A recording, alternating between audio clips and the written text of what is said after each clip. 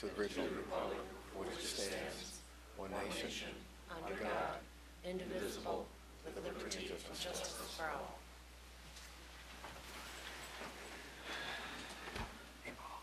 Welcome to tonight's planning board meeting. Please be aware of the fire exits, which are to the left of the room. In the event of an emergency, please move in a calm and orderly fashion down the stairs, and please do not use the elevator. The meetings are recorded by the secretary for the purpose of a record and minutes, so please identify yourself each time you come to the podium and speak into the microphone. The board will follow the items in the order they appear on the agenda. Extra copies, which are over near the door.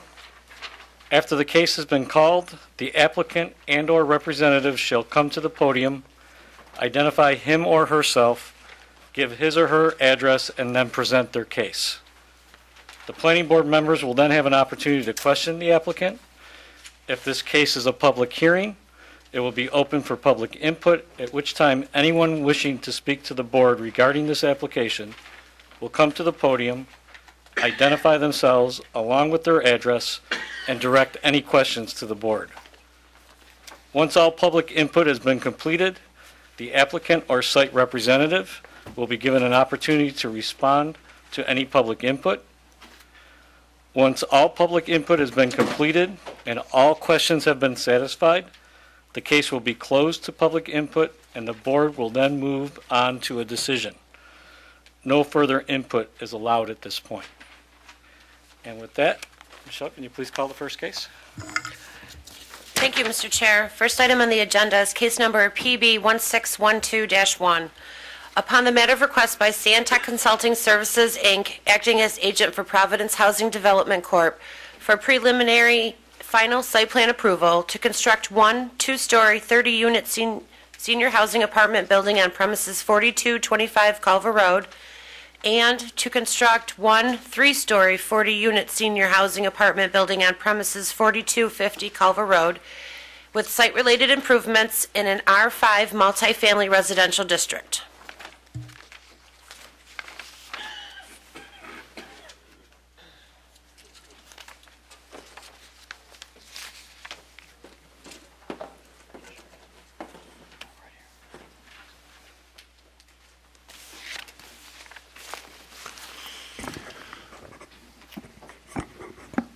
Good afternoon, board members. Members of the community, my name is Tom Palumbo from Stantec Consulting Services. Address is at 61 Commercial Street, Rochester, New York, 14614. We're here this evening seeking a site plan approval for Duran Senior Apartments. It's located at 4225 and 4250 Culver Road. Also with me is Mark Greisberger, the Executive Director of Providence Housing Development Corporation, and Jim Vicasi, architect with SWB, our architects. So Providence Housing in 2009 developed an apartment complex, St. Salome's, which is located at 4260 Culver Road. That's a 45-unit project with 39 apartments. Based on their experience there and their understanding of the community needs, they have moved forward to offer and propose this project. It's 70 new affordable senior housing units. 33 of them will be for folks that have up to 50% AMI. The rest will be, AMI is average mean income. The rest of the units will be for folks between 50 and 80% average mean income. So they're all affordable. And there's some rate and some difference from what they have provided at St. Salome's existing apartment complex.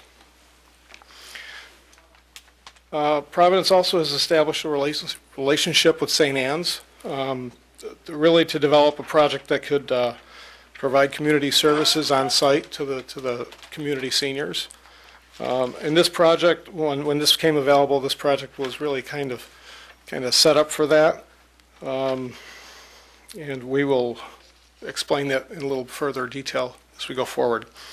The town board rezoned the property to an R5 residential district on October 20th of this year. So the proposed use is allowed in the zoning. And as we go into it, the development parcels are located on both the east and west sides of Culver Road. They're immediately across from each other. And in the planning for the project, we really kind of took into consideration the town's comprehensive plan, desire to do more of a village-like design approach. What that really did is it looked to put the buildings closer to the major roads, the parking behind the buildings. So really, what you're left with is a building streetscape, a lot like you'd find in most villages where it's more pedestrian friendly.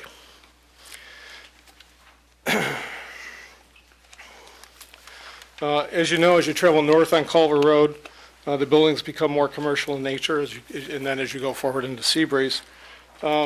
And we feel this project really allows a sensible transition from the single-family housing that's south of the project to the more commercial uses that are north of the project. Each building will have its own community space, storage, and laundry facilities. So what I'll do is go through the site plans in a little more detail.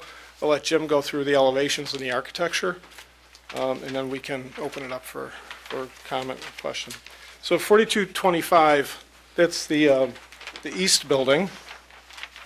It's about 1.02 acres. It's directly across from the St. Salome's cottages. And it's on the corner of Dewberry Drive and Culver Road, and it also fronts on Birchwood Drive. So it has, streets on three sides of it.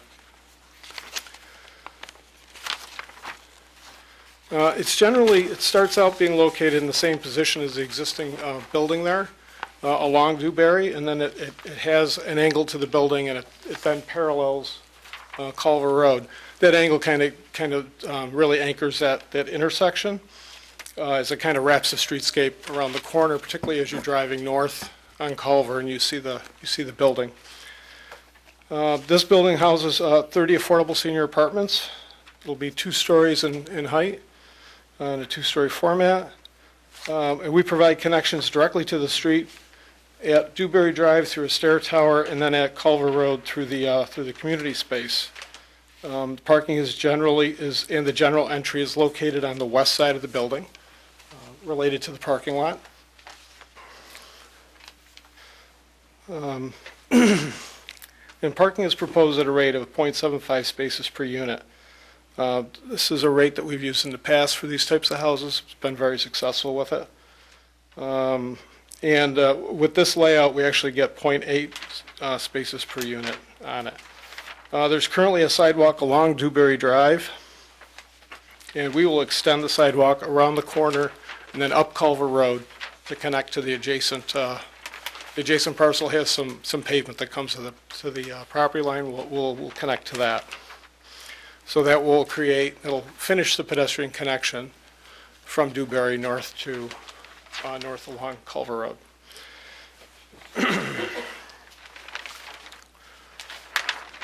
We propose ample plantings around the building, particularly along the streets. And 4225, we pay particular attention to buffering along the north property line, where we have an existing resident close to that parcel there.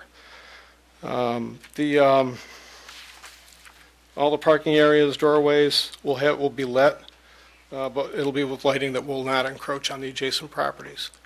It'll be all LED with cutoff lights so that will not impact those neighbors. We're also proposing the use of toters in an enclosure rather than a dumpster. We feel this will be it'll be less noisy. It'll be more of a quiet operation, so it won't, again, not disturb folks.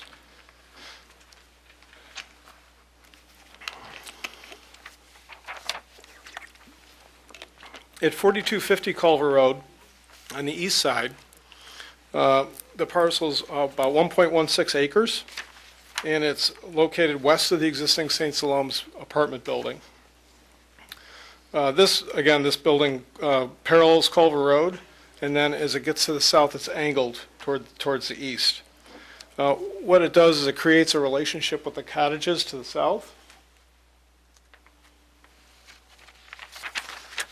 And It allows us with a green space and an angled building frontage. So as you drive up Culver Road, you almost have a mirrored frontages that occur on the east side and on the west side. This building includes 40 affordable senior apartments, as well as 3,250 square feet of community services space. This community services space is a space that St. Anne's will operate for daily programs for community seniors. The apartment portion is in a 3-story building format. The community services area, which is the area to the north, is in a 1-story format. This allows us to account for the differing ceiling heights needed for each of the different uses. So this community service space is going to have higher ceiling heights. It's a taller 1-story building. And it will actually provide a breakup of the way that frontage works, providing continuity, building line, but then a breakup in heights as you go down through there. You will see from the elevations that the two building areas, I call it the community services area and the apartment areas, do look different. And I think that, really does, one plays off of the St. Siloam Church architecture a little bit, and it provides some variation in the frontage, just so everything isn't really homogeneous into that area. I think that's also a good thing with the 3-story on one side, the 2-story on the other. You'll see from the building elevations, there is some difference between the two. We feel it's important for the 3-story format that building gets designed correctly and the architecture is done right. I know we've been working with staff on that, and we hope this next round of plans that we developed has been a little more conducive to your liking.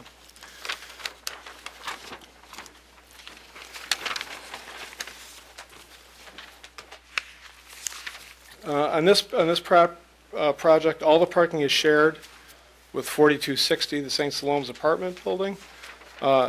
Again, we're using that 0.75 rate again. In this layout, we're getting 0.85 spaces per unit.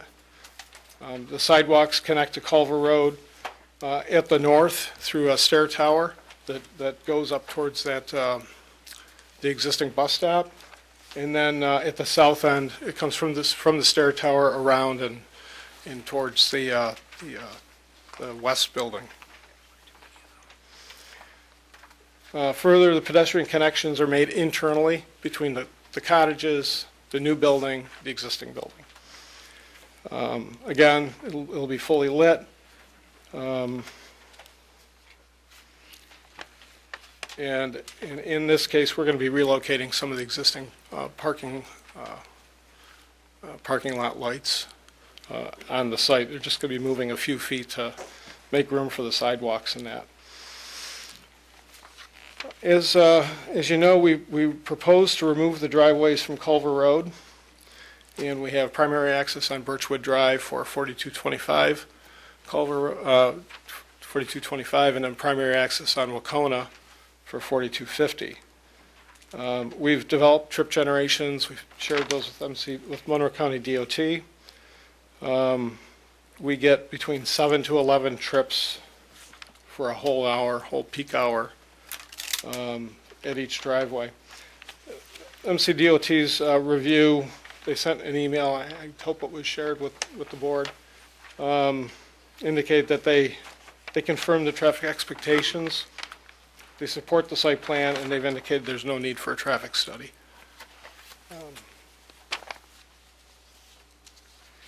And before I turn over to Jim to talk a little bit about the elevations a little bit, I want to note that there are several variances required for the project.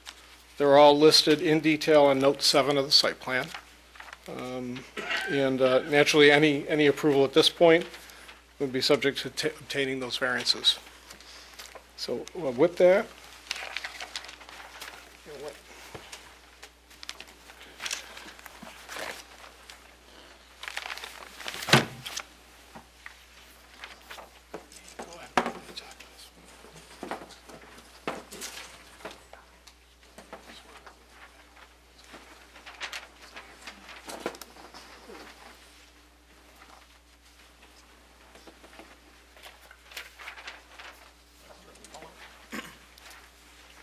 Hello, I'm Jim Vacacy from SWBR Architects, 387 East Main Street in Rochester, New York, 14604. And I will give a brief overview of what we have currently shown for our elevations. Our building here, the west building, is 4225 Culver Road, is a two-story building. We're showing brick water table with vinyl siding, lap siding, and shake at the gables. We are carrying a brick water table up the projected gable ends to a little above the second floor. At the main entry here is a kind of community area. We have a little bit different style, which is trying to reflect on more of the form and materials that were originally found for the church, kind of more of a sanctuary space.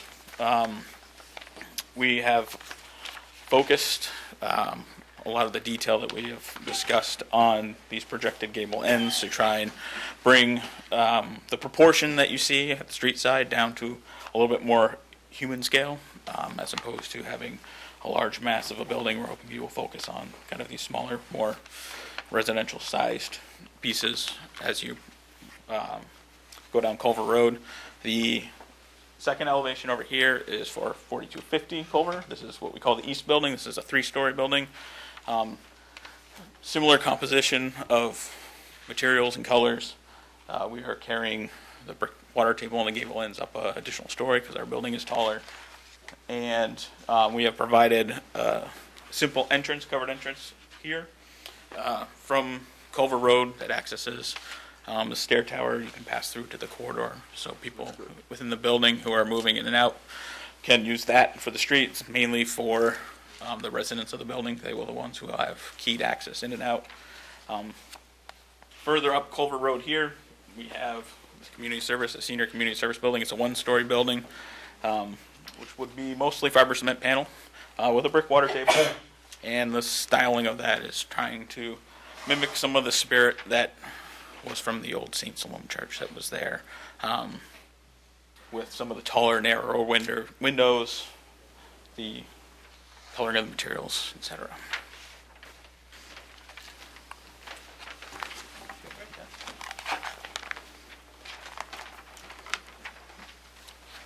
I guess with that, we'd like to open it up for comments and questions. Sure. So now we'll open it up for board questions first. Can we start with Mr. Evelyn?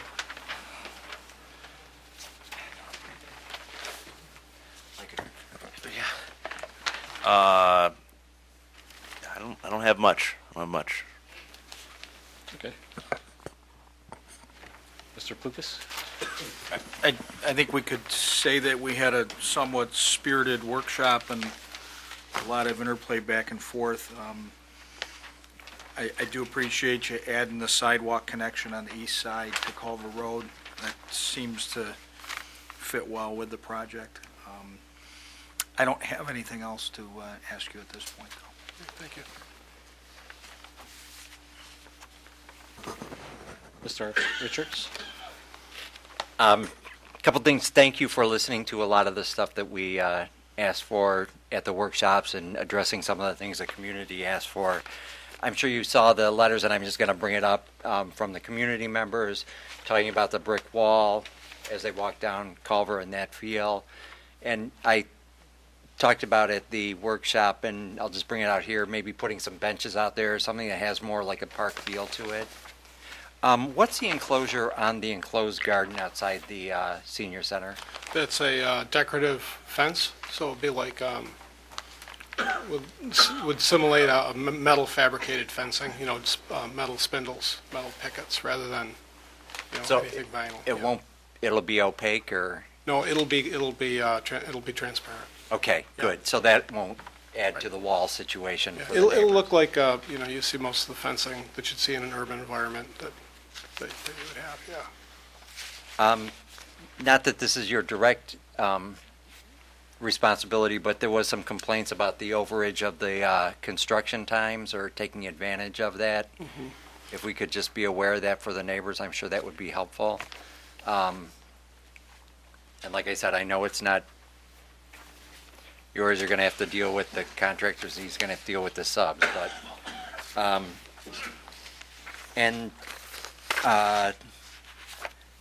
I know that we do have a landscaping plan, and I appreciate that because it's hard to tell for the audience that there are actually going to be a lot of trees there. It is going to be broken up a lot more. It won't have that consistent wall-like feel to it. You'll feel landscaping as you're walking forward.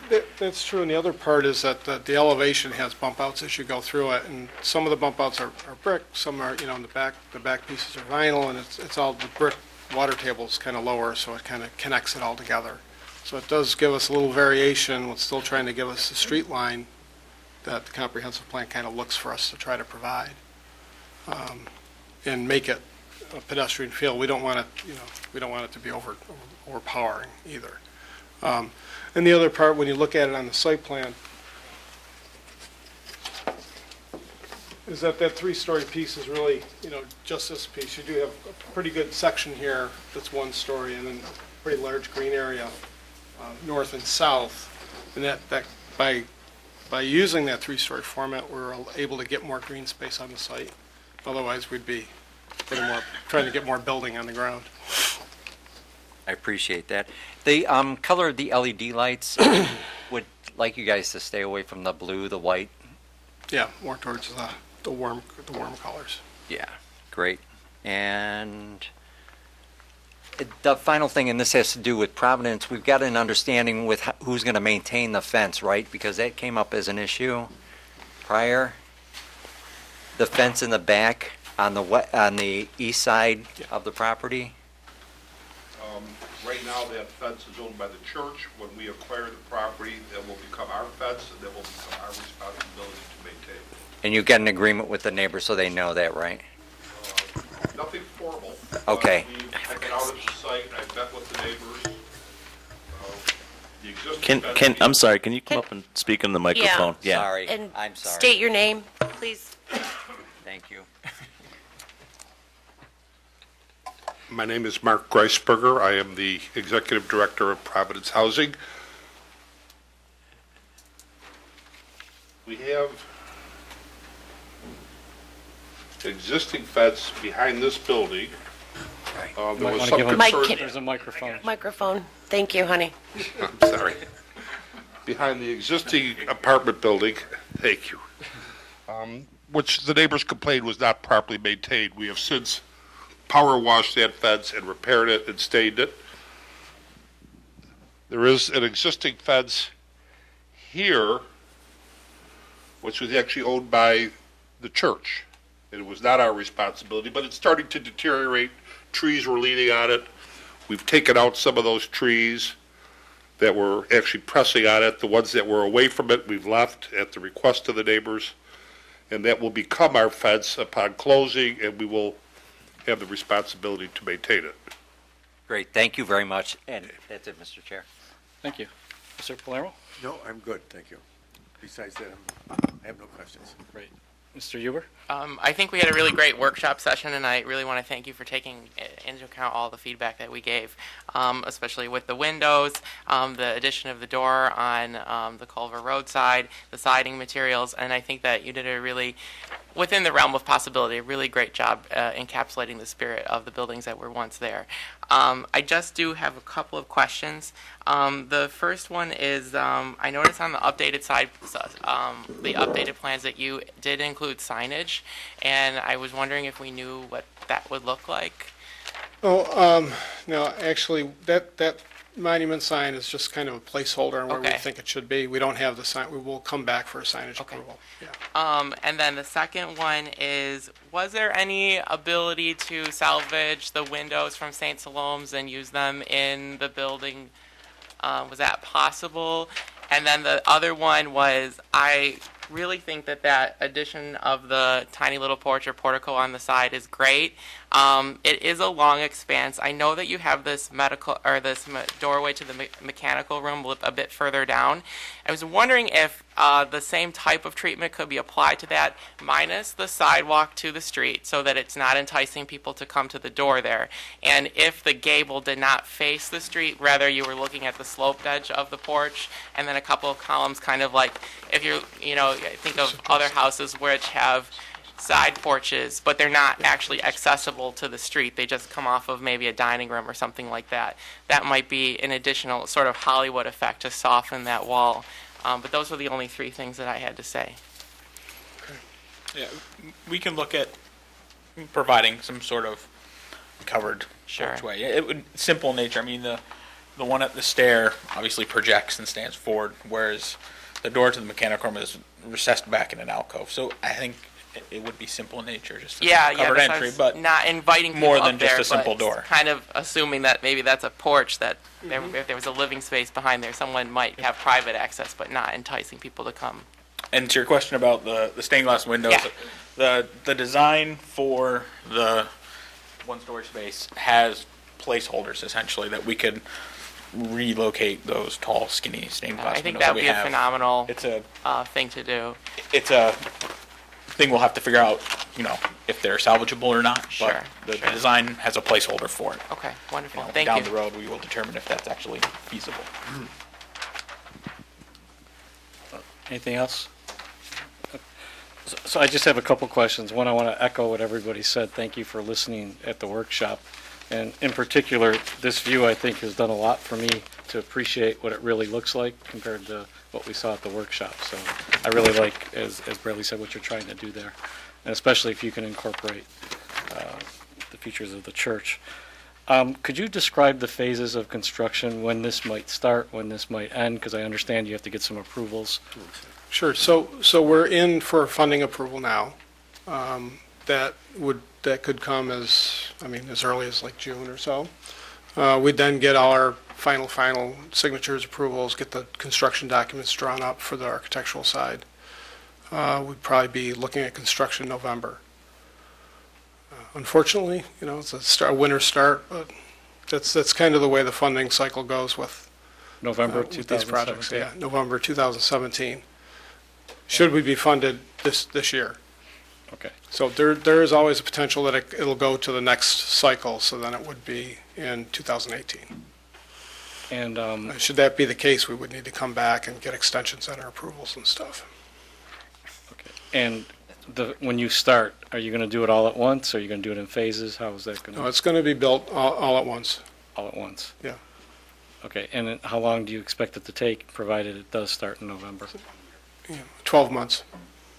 So it'll be November of 2018 before the first person moves in? Is that? That's worst case. Yes. So you're not going to do a phase where you build one, start to fill it up, and it's going to be, It doesn't save time because it's separate structures.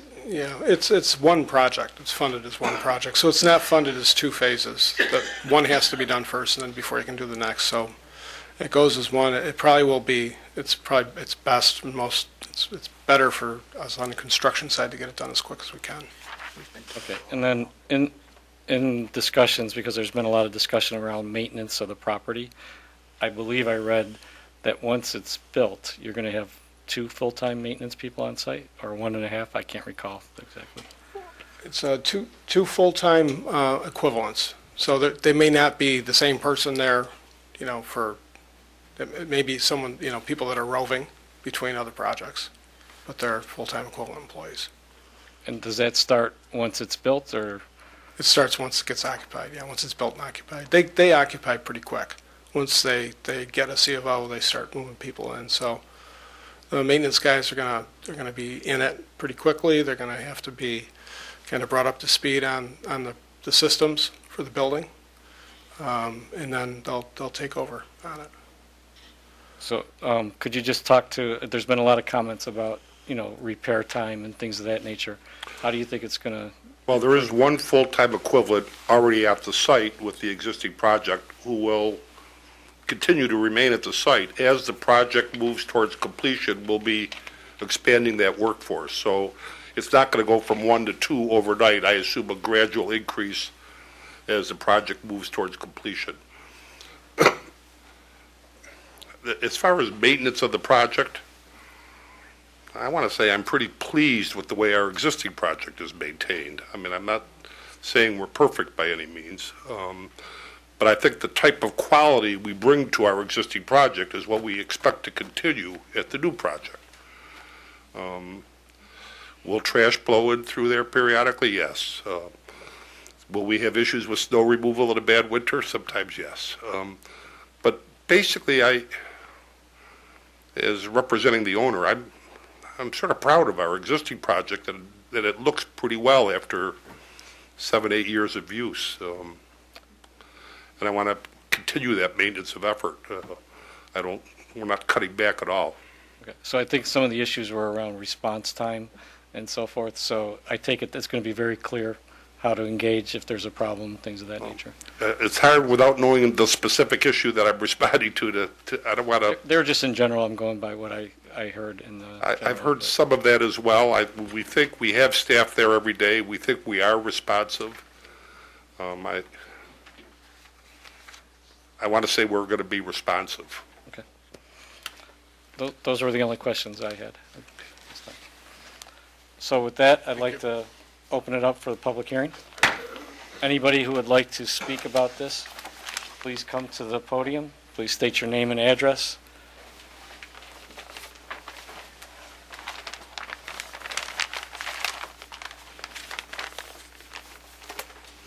Hi. My name is Andrea Zona, and I live at 41 Outlook Drive. I am adjacent to the property that is being built. I have a couple questions, first of all. Were there going to be any new fire hydrants put in to account for the increase in population in the buildings? I guess that would be one question. And I also wanted to state that the commercial north side of where they say it's business area, it's all local-owned family businesses. You know, it's not like a big complex. So when you label it as commercial, it's, you know, it's more like small town. It's not like Ridge Road.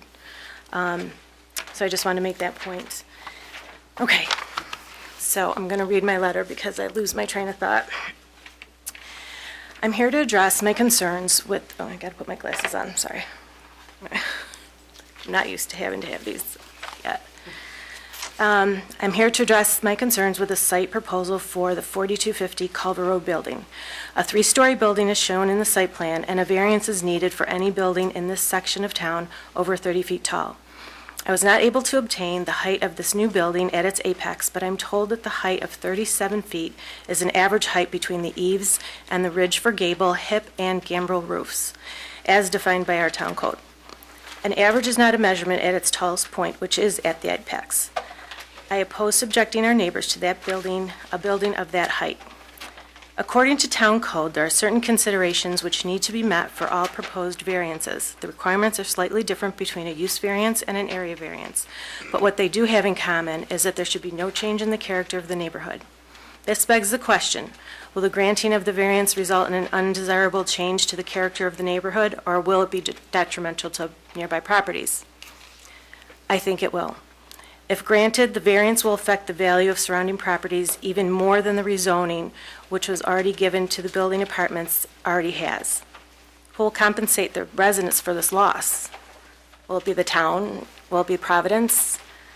No, I mean, it's going to be the homeowners. I, for one, can't afford to take a $10,000, $20,000 hit on the value of my home. My home is my largest investment I have, and probably that I will ever have. It's been devalued already and will be even more so with 3 stories. There's no coming back from a building of that size, and there will be no compensation for the loss in value. No amount of landscaping will immediately replace what I have lost. Who chooses to buy a home behind an apartment complex? Except that the homes are less expensive. When I moved into my home, the properties of the church and school were filled with trees which masked the structures. I had my own little secluded piece of the world. That drastically changed after the construction of the first apartment building. The fishbowl that has been created will increase significantly with the addition of another building, let alone a 3-story building. A 3-story structure does not fit in with the character of our neighborhood. I drove along Ridge Road and the west end of Titus and noted there are very few 3-story buildings on either street, and those are designated commercial space, containing other apartment complexes. Most buildings along these roads have 2 stories, which aren't even as tall as the current two-story building that's already standing, where the school once did. There is also no fire truck ladder at the Point Pleasant Fire Department to reach a third story. And who's going to pay for that? I also oppose the placement of the building and its parking lot. The new building is proposed to be located on the perimeter of the property with the parking lots on the inside. Given this setup, my home will have a direct sight line to the parking lot as well as the current apartments and the proposed building.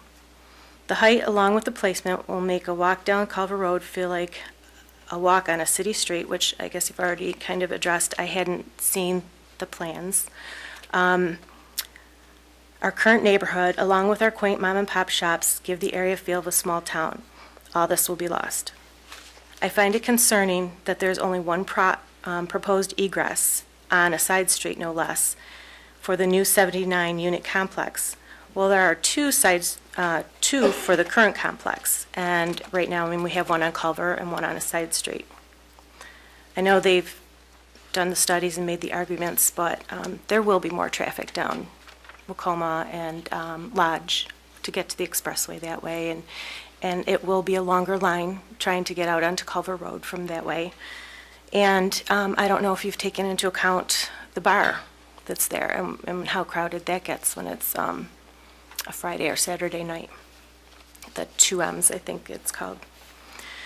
My last concern of the community is the location of the community center. I guess I need to ask, is the community center located on the north or south side of the new building? I couldn't. North side. The north? Okay. Well, then there goes that concern, so that's good. All right. Let's see here.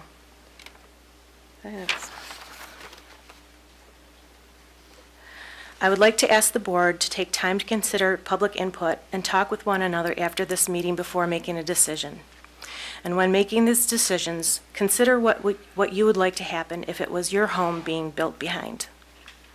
Think about being boxed in by apartments. I'd like you to vote no to a variance for a third story. I'd like you to vote for a second egress. And just as important, I would like you to make sure that Providence plants many full-grown evergreen and tree plantings in order to hide the structure and parking lot from those of us that border the property. In my lifetime, I won't ever have the privacy I once did when I bought my home. This is the only possible way to regain some of the privacy I've lost. Thank you. One thing I did want to speak is, as to the variances, those will be addressed before the Zoning Board of Appeals in January, I believe. They're on the calendar. Is that correct? Thank you. Okay, because I was encouraged by a town board member and by Mark to be a part of looking at the plantings and making sure that, I was satisfied because I'm one of the neighbors that is most affected by it. And I wasn't quite sure how to get involved in that. And, when the meetings aren't open to public. So when Consensus. we always have a workshop that's always open to the public, but you can't speak. Right. Only the person, but at least you can see what's going on. And then this is your opportunity to give input into the project. Okay, because it was my understanding you were going to make a decision tonight, and I just didn't know how that would be done. There will be a motion on whether we're going to approve the site plan tonight, correct? It's the Zoning Board of Appeals will handle, it'll be contingent on Zoning Board of Appeals approvals for the variances. Okay. If I said anything incorrect? Yeah, so as the chairman indicated, if the board were to entertain a motion this evening, it would just be for site plan approval. The variances would be considered at a subsequent meeting of a different board, the Zoning Board of Appeals. Okay. But if you have concerns about plantings and things like that, now would be your time to talk about, what specifically your concerns are and what you're looking for from the developers. Okay, I guess then what I'm looking for is for mature plantings to take place, not just a 4-foot sapling, to take mature trees that are well-grown, like 10 feet already. I don't think you can get them much beyond that to plant in an area. Evergreens, the I forget what they're called right now because I just can't think, to line the property to block my view of the parking lot that will be coming up. So I would encourage multiple layers of plantings in order to give, because, in the winter, the deciduous trees won't hide anything. So evergreens, deciduous trees, some faster growing trees, and as well as some of the slower growing oak trees. Just a nice variety to get some coverage and some privacy as quickly as possible would be my biggest input for that as far as the planting goes. I mean, I'd love to be able to sit down and say, hey, how about one here, here, but, so I guess that's it. If anybody from the board or even Mark wants to, speak with me, I'm more than happy to address any questions or work with him in any way. I'd be happy to do that. So, and I have copies of my letter that I wrote, just so you don't forget anything I This one, said. I think we all Nope, have it. it's a different one. That's a different one? Okay. It's the one I just read. It's a little different, but yeah. All right, thank you. Thank you very much. Is there anybody else that would like to speak to the board? Seeing none, I'm going to close the public hearing.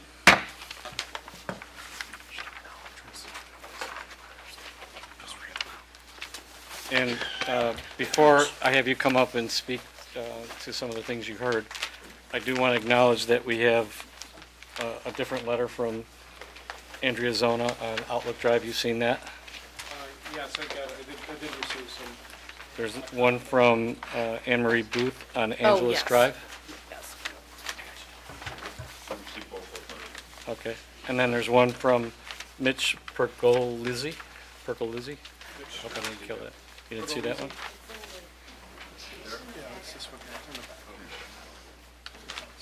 You get the whole package. You got the whole package, and then the last one's from Gloria Thayer. Okay. And there's one more, One from that, from Elizabeth Moffett on Pert Avenue. Okay. And have you seen the letter from the fire marshal? I did. Have you had time to digest that? And I did. Positive letter. I don't, is this? Excuse me. You just got this tonight? Tom, do you want to come to the podium so that our viewers at home would be able to hear the conversation? Yes, we did receive the letter from the fire marshal.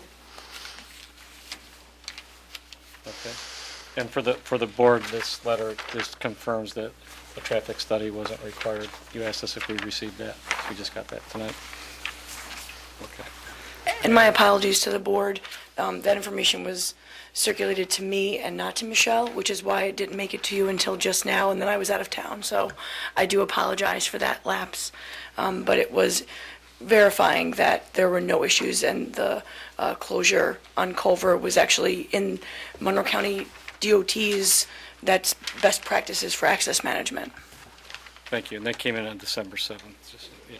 I guess we can let it slide. I'm sorry? Thank you. With that, if you'd like to address any of the comments you heard? Sure. So for the new hydrant question, I think the fire marshal really looked at the hydrants. He found them to be sufficient. The building is going to have a full sprinkler system in it. So with that, there's also fire department connections to the building. So all of that will get handled appropriately per code so that the building's safe. We really does need to be safe. As far as the question of the view from the back of the building, I would like.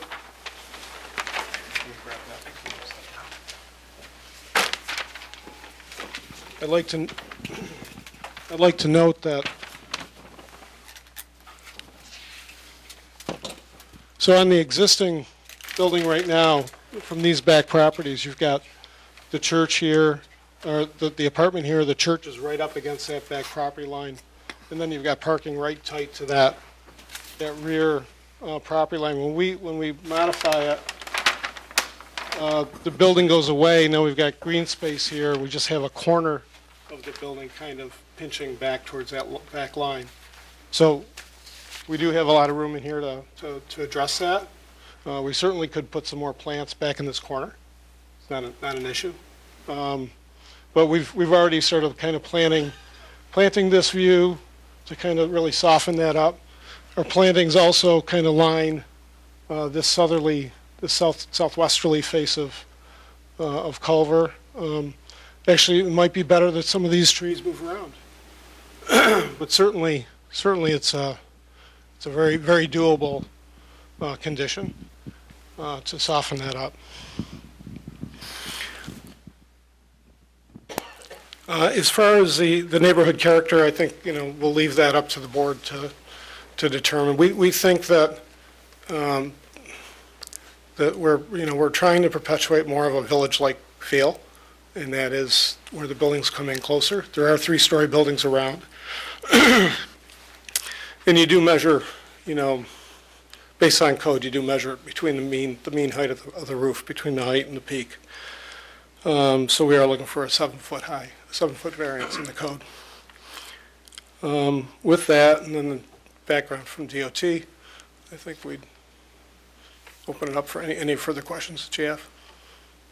I'll ask the board. I do have one additional question. So going back to your phases, does no construction start until approximately November 2017? You're not going to do anything to the property until, how's that going to work as far as phases?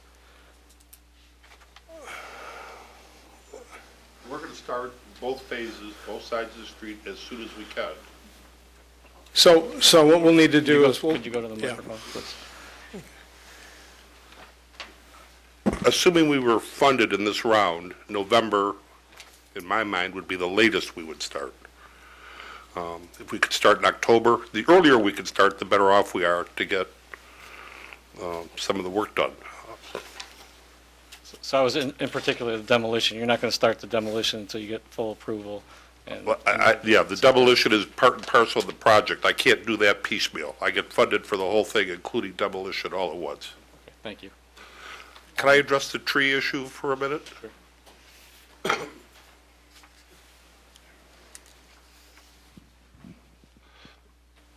This parcel here abuts Ms. Zona's property and another property. I've had the opportunity to visit here twice with Ms. Zona and this neighbor. This doesn't show that there are a row of cedar trees there that were pressing up against a board fence. We've eliminated some, but at Ms. Zona's request, we've kept them. And they're fairly mature trees, quite high, but we had to thin them because they were planted too close to the fence, and some of them were actually growing into the fence. So we're going to leave the ones that we could keep at the neighbor's request, and we could put a couple in the places where we had to remove trees. We could add some trees set back a little farther so that they won't encroach on the fence in the future. I think that's what would cause the original issue, is the trees were planted too close to the fence line, and as they grew, they started pushing on the fence. So there are existing trees here. We could add to them and supplement them to hopefully achieve what Ms. Zona asked for. Mr. Palermo, do you have any suggestions of any particular types of trees in that area? Well, I think the maturity of the cedar that are there, they certainly can't be replicated. It's just, they're just down there, but there are a number of coniferous trees that... Michael, excuse me, I'm sorry, could you use your microphone? Thank you. Use it for? So we could hear you. I'm sorry. I always forget that. I always thought I was a loudmouth that would carry. There are, I don't know what they are, but on the north side of the cemetery at Hoffman, there was some rapid growing conifers that all of a sudden they look like wonderfully mature trees. it might have been 5 or 6 years in the making, but if we could ask the town what they have, Or go look at them. yeah. I think the basic thing is, I don't know how frequently deer visit your trees here, but that's prime. They'll just come and scoff up whatever you plant if they like it. So, But if I may, so what I'm hearing is Ms. Zona wants some trees. You're willing to put trees in. I'm certainly willing to make a condition of any motion that trees be provided. Is it something that we can leave open the exact type of trees, subject to the approval of the board chairman? I think, if I may, I think what you need to do is, and I'm sure you have an architectural Sure, landscape. landscaper in mind, but if we could leave that whole package to them, I think you could see what happened with the plantings before. They were too thick, too small. They'll grow in, we'll fill them in, but pretty soon they take out, and then you have bare spots. And I don't know what Mrs. Zona was looking for. I mean, if she wants, completely blocked in, that's. I think they'll have to iron that out among themselves. But the great thing is, it seems like we've got a desire on both sides to be able to work with each other so that maybe that view shed isn't quite as bad as it's anticipated by her. It's very hard to say it's going to be totally blocked. Yeah. No matter what we do. If you do, in 5 years, it's going to have dead spots in the bottom or something like that. So we try to grow, plant them so that, they've got 25, 30 years of growth in them before they really start going into each other. But, in this case, we've got, 6 to 8 foot blue spruce planned, is what's planned for along that southern side. We can look at a more, deer resistant evergreen, and something that may fit that northwest, that portion there a little bit better. Should not be an issue. One of the secrets in the planting, when you're looking to as a screening, is not to plant the straight line, but to triangulate, Do the zigzag. so that no matter what angle you walk, there isn't the visibility ahead. So you don't have to go the 10, 12 footers. It's just prohibitively expensive. Mr. Plukas, to answer your question, the condition could allow the chairman to approve the type and number of trees. We could also leave it to the town engineer to do that too, if the board's so inclined. I do want to just put a little sidebar in here, and I think I'm speaking for Bradley too, because I think our eyes both got wide when Michael said rapid growing. Sometimes that's not always The good thing. a great thing. It's great for view sheds, but if history speaks to anything, generally a fast-growing tree like that drops a lot of limbs and things. So just, fence maintenance seems to be something we hear a lot about. And if you're planting fast-growing trees next to your wooden fence, just keep that in mind when you select them. I mean, that's one reason why we don't normally plant arborvitae. Right. Because They get And- blown over. They grow fast. They get 20 feet really quick. Yeah, But and they as don't last. someone who grew up planting trees for a living, I echo that a 15-foot evergreen tree would be prohibitively expensive, and also very difficult to plant. to find. You're right. The survival rate is not good, and they are expensive. And the faster they grow, the quicker they die.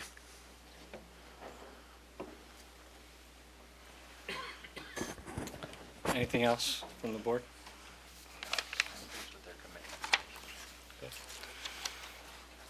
Anything else you want to share? at this point? I'm set. Thank you.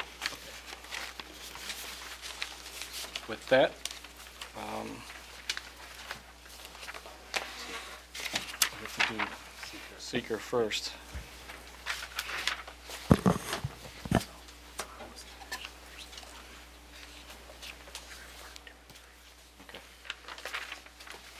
So seeker's going to be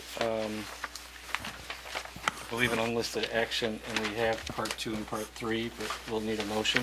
That's correct. And let me ask a question. The town has prepared a nice walkthrough. Can you quickly go through that for the board? I sure can. Thank you. I'd be happy to. Take as much time as you need, but thanks. I'll rush right through, no. So as you already noted, this is an unlisted action. And so the action before you is the approval, the site plan approval associated with the construction of a 70-unit senior housing development comprised of 2 separate buildings located on 2 separate lots, 4225 Culver Road and 4250 Culver Road.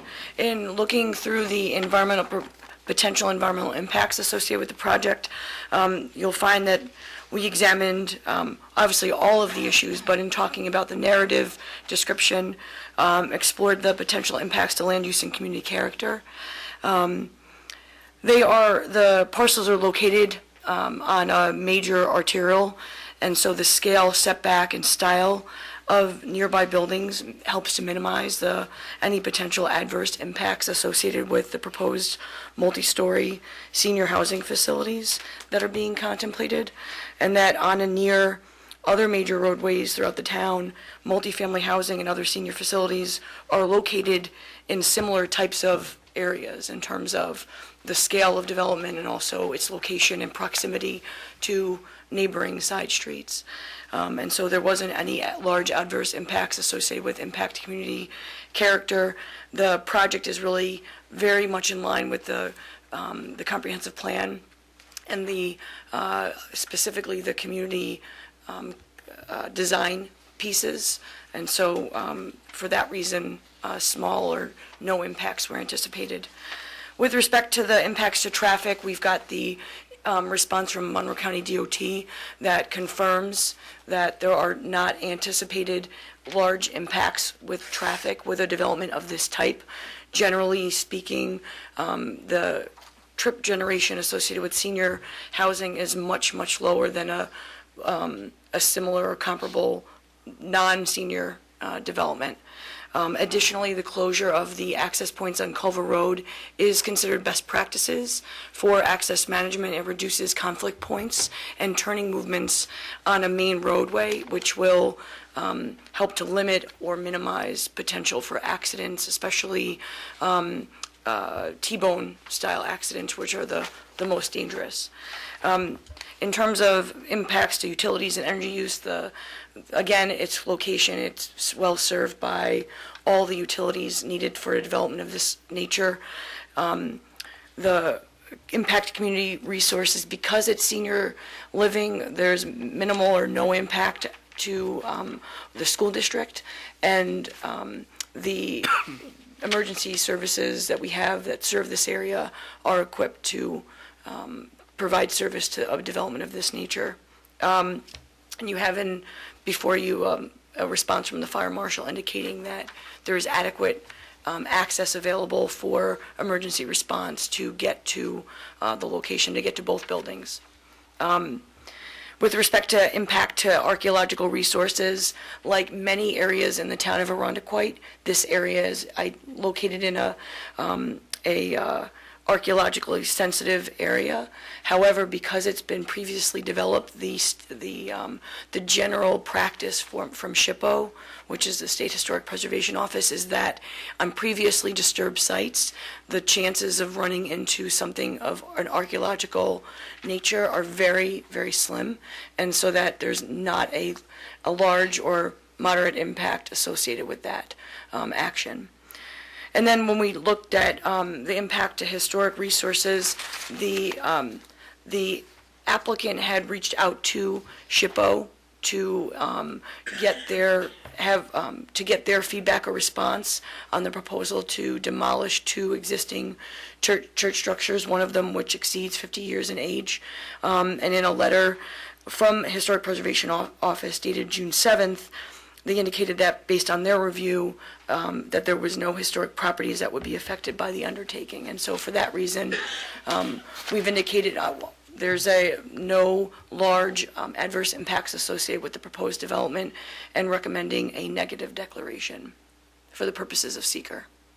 I feel like I have to say that. Is there any questions? We're good. Okay. Anybody like to make a motion? I'll go ahead and do it. Regarding seeker, upon the manner of request by Santec Consulting, Inc., acting as agent for Providence Housing Development Corp.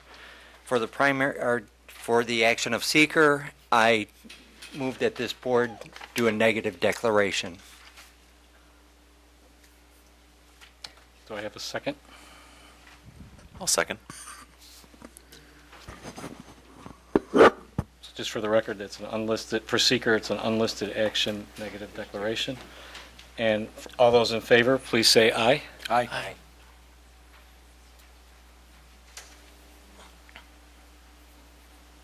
That's 6 ayes and 1 absent. It passes the seeker motion.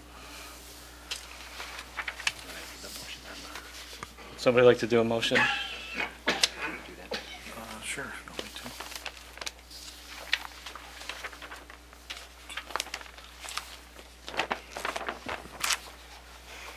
If you're ready, Mr. Chairman, I'll make the motion on PB 1612-1. Upon the matter of the request of Stantec Consulting Services, Inc., acting as agent for Providence Housing Development Corp. for preliminary and final site plan approval to construct one 2-story, 30-unit senior housing apartment building on premises 4225 Culver Road, and to construct one 3-story, 40-unit senior housing apartment building on premises 4250 Culver Road with site-related improvements in an R5 multifamily residential district. I think there's 2 additional things we would add as conditions, and I'll rely on Mr. Huber. You want to cover to the maintenance door on the west-facing south side door of 4250 Culver Road. An additional portico, yeah, that'd be great. And I would suggest that there be an effort made to add trees and buffering adjacent to the Zona property line, subject to the approval of the town engineer. Could I also add, do we need to add that it's also required for zoning board, it's dependent on zoning board approval for the variances required? Yeah, I would suggest that we add a condition that just indicates all required variances be obtained from the Zoning Board of Appeals prior to the issuance of a building permit. I know that Ms. Zona is really concerned about this buffering. Should we add a number of trees, I would prefer to rely on the expertise of the town Fair engineer. I agree. And Michael, I don't think it's good for us to do that from the standpoint of we get someone else out there and they agree on what they really want, and we have the engineer and his input. I think we'd come to a nice conclusion with that. Sounds good. Yeah. It'd be nice to have, the neighbor's going to have the input. They're willing to sit and do that. We've got the town supervising. We got it covered, I hope. So I captured that a little bit different. Tell me if I captured it correct. So add additional trees to address the view shed from Outlook Drive and approval by the town staff prior to planting. Does that address it? Are those because you mentioned more than one property you spoke to, so that's, I'm trying to. Does that do it, Rich, or do you want me to actually call No, it? I think that's fine. This is the Zobel property, which shares somewhat the same view. They're more facing this way, but their lot actually, in the Zona lot, come to a point here, right here. So we'd like to address both their concerns if they have them. And you're okay with the approval by the town engineer? Absolutely. So, Mr. Chairman, to your point, I would suggest modifying the end of that condition to say, subject to the review and approval of the town engineer. Excuse me, Chairman. Can you just also maybe perhaps include the reference to the location on the subject parcel, so the southwest property line? Or the southwest corner of the property?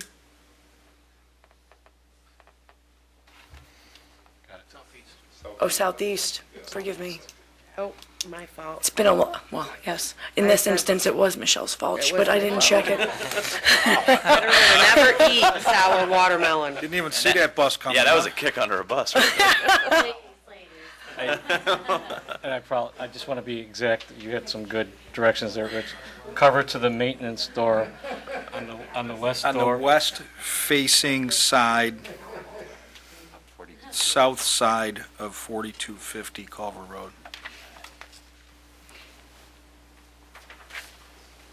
Thank you. So, based on Mr. Plukas's motion and the 3 variances, does anybody need them read again? Or 3 conditions, sorry, 3 conditions. Does anybody need it read again? Okay. With that, could I have all those in favor? We need a second. second. I'll second Sorry. it. Thank you. Jumped all over you, didn't we? Woo. And upon getting the second motion, all those in favor, please say aye. Aye. 6 ayes, 1 absent. The motion passes, and good luck on the project. Thank you. Thank you very much.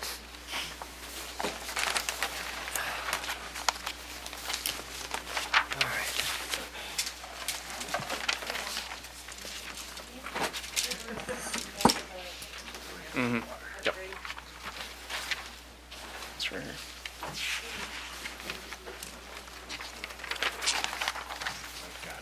It's just the declaration. They do it with pencil. It doesn't matter. Oh my God, I know by heart. I have it.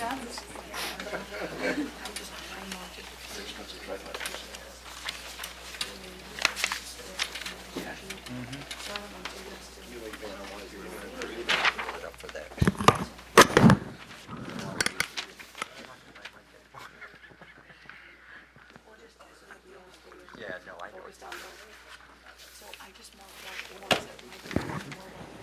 What is she doing? Why is she giving us this? You already had it. Why is it? We throw away all this stuff. That's a good question. At what point can you throw away What, stuff? do we still throw all that stuff away from St. Just 1 Simon's? second here while we get together.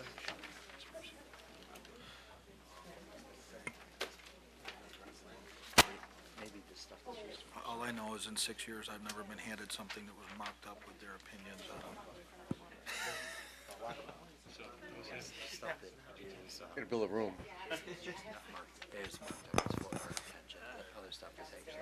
Sorry to speak for you there. No. I was wondering about the extent they are looking at the code.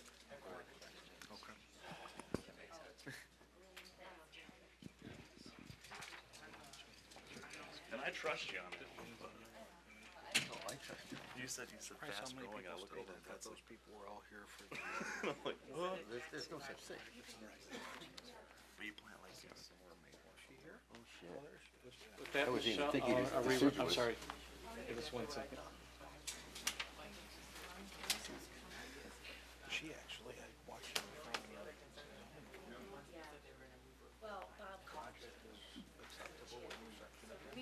That'd be better than she said. We don't have to take her.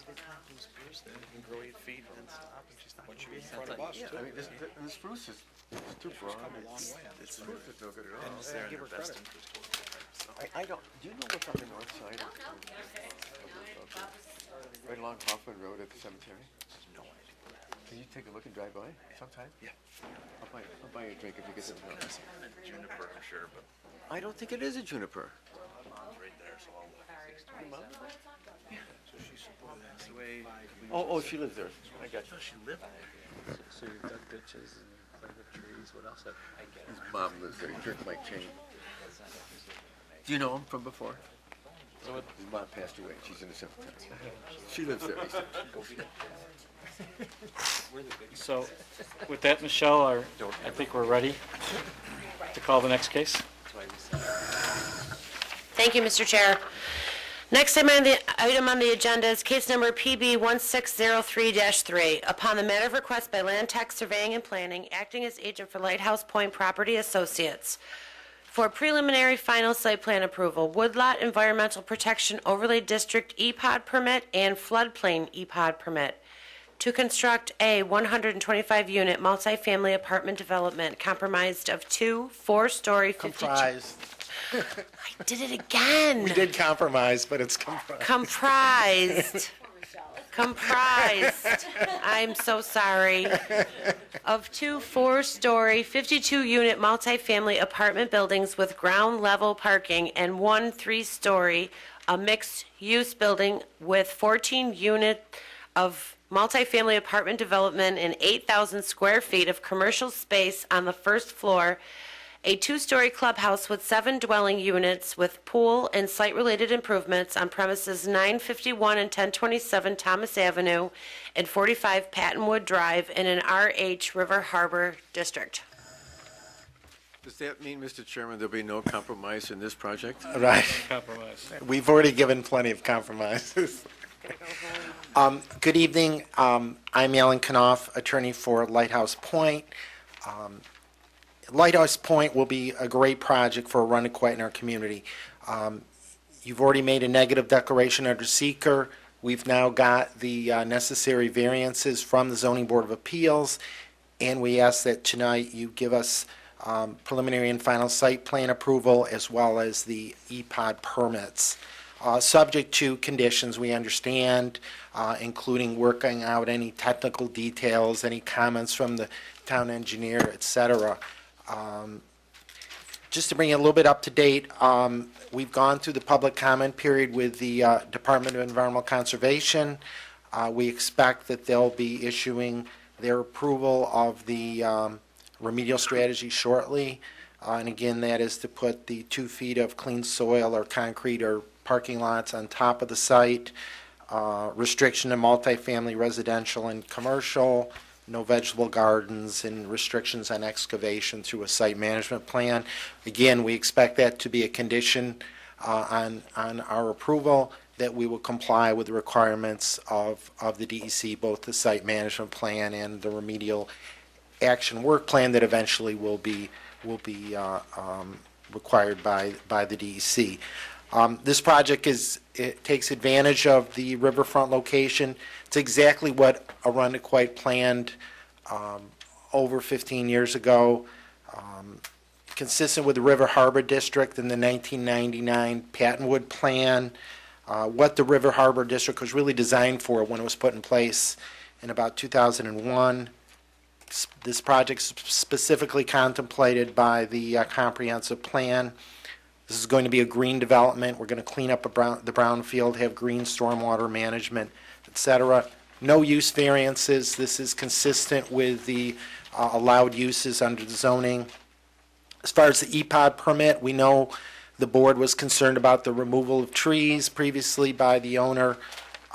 We're planning to plant approximately 168 trees on this site to make this a green site. We have a great landscape plan that was originally prepared by Heinrich Fischer, a great landscape architect, and is incorporated into the Land Tech plans. Also, floodplain EPOD permit, which really we don't think is much of an issue at all. There's no real traffic issue, as shown by the traffic study from SRF. And we feel that there's no real impact on neighbors. They already have a buffer with the railroad right-of-way and screening. We believe this project will actually improve their property values. We've committed to not building on the property at 1007, 1025, and 1035 Thomas Avenue, which includes the large triangular piece right next to many of the people or behind them on Beacon View. This project has gone through extensive public review. I first got up here, I think, in July of 2015 with our project. We've made many, many changes in response to comments from the public and the board. Again, we're happy to have you condition approval on technical details being worked out. Whatever the town engineer requires as far as specifics, we'll prepare the stormwater pollution prevention plan, the SWIP, utility details, all that, the BCP remediation and all necessary approvals from other agencies. But we really feel this would be a great project for the town. We think the board here has gone as far as it should go, and leave any minor technical details to the town staff and the town engineer. So we do ask for approval by the board tonight. John Sharaba, our consultant from Land Tech, will briefly address the site plan. Good evening. I don't have a lot to add. I think Alan did an excellent job summarizing the project. And, excuse me? Name and address. Oh, sure. John Sharaba with Land Tech. I'm sorry. But as I said, I think Alan did an excellent job summarizing the events over the last year and a half or so. But we did receive comments from the town engineer this evening, and I think they are similar to the comments that we received several weeks ago and that we reviewed during the workshop. So my brief review of these comments, I think they're all technical in nature and all obtainable to achieve. A lot of these things have been put in motion. We've worked diligently with DPW regarding sewer capacity, both the storm sewer and sanitary sewer. We've completed extensive soil testing related to stormwater management on the site. Those elements are on the plan before you, and we look forward to reviewing those along with the comments from the town engineer. But as Alan said, I think the planning issues that this board is expert at are addressed, and some of the technical issues and other approvals, if we gain approval tonight, we'll start moving through that process. So let's say the DOT, the Monroe County DOT, has jurisdiction over our access onto Thomas Avenue. So these plans need to go through their review and approval process. So that's what tonight will give us, the opportunity to finalize the very final technical aspects of the utilities and final elements. And at that point, the town engineer will sign off, and eventually the planning board chairman. So without getting into details of the comments, I'll wrap up and take any comments that you have.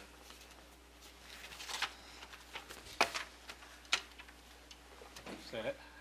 Yes. Okay, thank you. So I'll start with Mr. Huber. Do you have any questions? No, I don't have any questions. Mr. Palermo? Just a general comment. It has been a long run, and I know that we have butted heads and come to compromise an awful lot of times.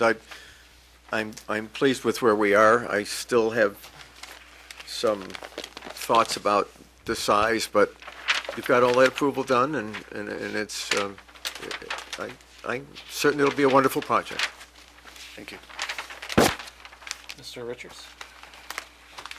Thank you, Mike. A couple things. I think at the workshop, we discussed a timeline scenario for neighbors and the town to take a look at, the brownfield remediation running along with the construction timeline. Yeah, I mean, obviously, everything runs from approval. We can't start till we get approval, but we would expect that the brownfield remediation would start in the spring and be finished by the fall, and we would be starting construction in the summertime, and would not, at this point, because obviously we've been set back on our schedule, but we would not anticipate actually completing the first building until early 2018 at this point. I'm just thinking of this as transparency between yourselves and the neighbors, just so everybody knows what's going on. When they look out of their back window, they see something going on, they say, oh, Alan told us this was going to happen, I know what's happening. Right. So right. I think that would be really, really helpful. Yeah, we can submit that to the town, a more detailed schedule. I mean, it's kind of, at this point, even if we got the DEC Right, I understand. approval, I mean, we're not going to do anything till the spring at this point. Yeah. Can I add something to that? I guess, too, to piggyback that comment, and with our firm in proximity to the location within the town, I could suggest a biweekly update with planning staff so that the staff's aware of what's going on. I could do that via email or a quick meeting. So I think that might help. It would be helpful with the neighbors, because that's been some of the pushback that we've been getting, especially on the remediation portion of it, Yep. which we don't actually control. the state does, but if you had some transparency, I bet it would make them feel a lot better about what was happening. Yes, and we've been practicing that with the town staff. As I mentioned, we did some soil testing out there. We told the town that we're going to be out there, so they are aware if any calls came in from the neighbors, and we'll continue to do that as we move into the construction phase. Great. The only other real thing that I had was on the design of the retail / whatever space is going to be used, community space, I don't know, it's not going to be used for residential. If that could face the river in some way, I bet it would be a more spectacular looking space. And right now it's facing Thomas Avenue. It's not, there's no landscape or anything for anybody to be looking at. I'm not telling you how to do your business, you guys know a Right. lot better, but I just think it could be a destination location if it faced sort of like the project that Morgan and Daniele did at the Bay. They have that restaurant Empire? in there. Yeah. Well, I actually did part of it. I'm Okay. part of their project. You don't get any credit. But you know what I mean? Yeah, I understand. South Point, I mean, it overlooks the bay, and it's sort of like a destination when you walk in there. Right, well, then that's our intent, so we'll take that, back to the architect, so. Thank you, Mr. Chair. Mr. Plukas? I just wanted to point out that we did get a report from Mr. Merrick, the fire marshal, and it addressed some of the questions we had at the workshop, so I appreciate that being prepared, and it doesn't appear that there's any issues with that. Other than that, I've been able to sit on this since its inception before this board. There's been a lot of give and take, and I appreciate that, and I don't have any questions at this point. Thank you. Mr. Eagle? I apologize if this was presented in the workshop, as I was not in attendance. There's a note on the letter I've just received from the town engineer about accessible handicap parking spaces. Should be the shortest accessible route from the adjacent parking space to the accessible entrance. Can you speak to that a little bit, because it doesn't look like it is on the 4-story buildings? Well, I think what we discussed was some of the handicaps were going to be, some of them were going to be in the underground parking right near the elevator, which we thought actually was the best location. There will be some outside also, but that's on the architect's plans, so that was part of our intent, that would probably be the best location. Okay. But again, that's kind of specific. We'll address the engineer's comments specifically. Absolutely. Other than that, I jumped on this project kind of, I think, at a midpoint, but it's been enlightening to say the least. So I think it's going to be a great project. Thank you for thinking of the town. So with that, I just have a couple questions. One, I'd like to echo what Mike said. There has been a lot of compromises, and what Mr. Plukas said, I think we've been here since the beginning. The concern I have is there was something referenced in your letter back to the town engineer regarding the waiver that you're requesting from the planning board, and I didn't want to not address that, and that's in regards to the proposed drive aisles widths as shown. Correct. So do you want to address that? Well, it's a 1 foot difference between what we show on the plan and what we believe is code, and we are at this point going to revise our plan to meet the code and work with the town engineer. We don't want to request a variance for that.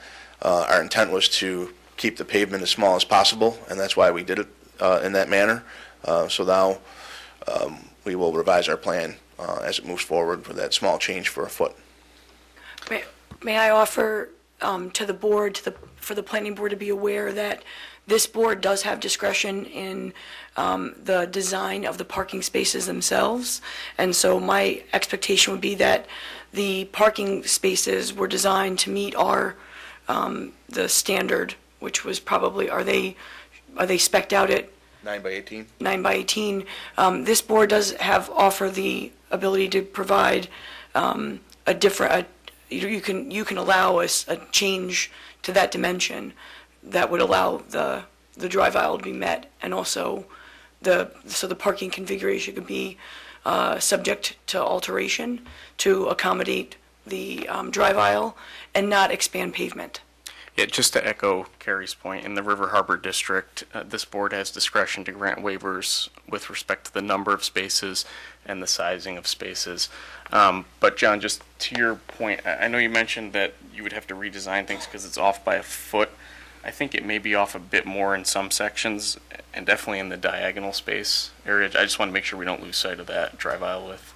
Well, I believe because the town code's drive aisle width is not taking into account the angled parking. Okay. So I guess maybe I would go back to the board with that waiver request, because we are doing the angled parking around a 45-degree angle with a one-way scenario. So that we were able to shrink the drive aisle width in that case because it's one way. And the reason for that design is to limit the amount of impervious surface in that area then? Correct. Okay. Yeah, and then off to, as I'm looking at the plan, the way you've got it oriented off to the right side of the plan, I see some drive aisle widths that are about 22 feet wide. Yes. So that would need to be corrected as well.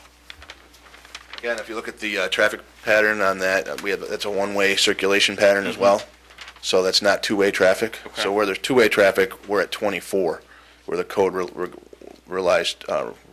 requires 25. And that's really on the east face of the large building area. So in that area, we have two-way traffic, and that's at 24. We'd have to make that minor change of 25 that I spoke to. So to achieve the 25, you're going to reduce the actual size of the spaces. We're going to increase the drive aisle, if we could, if the board wants us to go that way. So those few spaces, and I'm referring to the spaces, I don't have the microphone, right along here. Mm-hmm. So there's about 10 spaces in this area. If we could shrink those to 9 by 17, we'd achieve that foot and not increase the pavement at all. So just so I understand, so what you're asking a waiver for, which I think I just heard, we do have some discretion, Correct. correct? It does not necessarily require a variance. Correct. The board has been, by virtue of the way the code is written, you have the ability to authorize waivers for the number of spaces and for their design or their configuration. And what you're requesting would actually give us more green space. Could you just describe that once again, just So, to make sure everybody all right, understands? so just to reiterate, we have angled parking on the south side of the building with one-way traffic pattern, and that's this area. So that drive aisle of 22 feet is not achieved, but it's one way. And then on this side, we have a one-way traffic pattern as well at 22 feet, but it's one way. So most one-way traffic requires 15, but it's not in the Arundequoit code for the drive aisle width. So the only place we have two-way traffic is in the front of this, and this current drive aisle width is 24. It requires 25. So we would have to reduce the drive aisle, the depth of these parking spaces, these here and these here, by 1 foot in order to make that a 25-foot drive lane from here to here. Okay. So that's the only section that doesn't meet code. Is that clear? Is that angle parking, John? No, this is conventional, That's 90-degree parking On both sides? on both sides. So there'd be 6 inches for both, you'd have to reduce, right? No, it's this way, You said Yeah. is it 1 foot or is it? 1 foot. 1 foot. So 1 foot on all the parking spaces. Just on these, and I don't have a number in front of me, I think there's probably 16 spots here. So in order for the board to understand, if I'm allowed, I'd like to know from the fire marshal, is there any concern from the fire marshal in reducing that? On that size of the drive aisle? Yeah. The code looks at a fire apparatus access. You need to come over. On this side. No,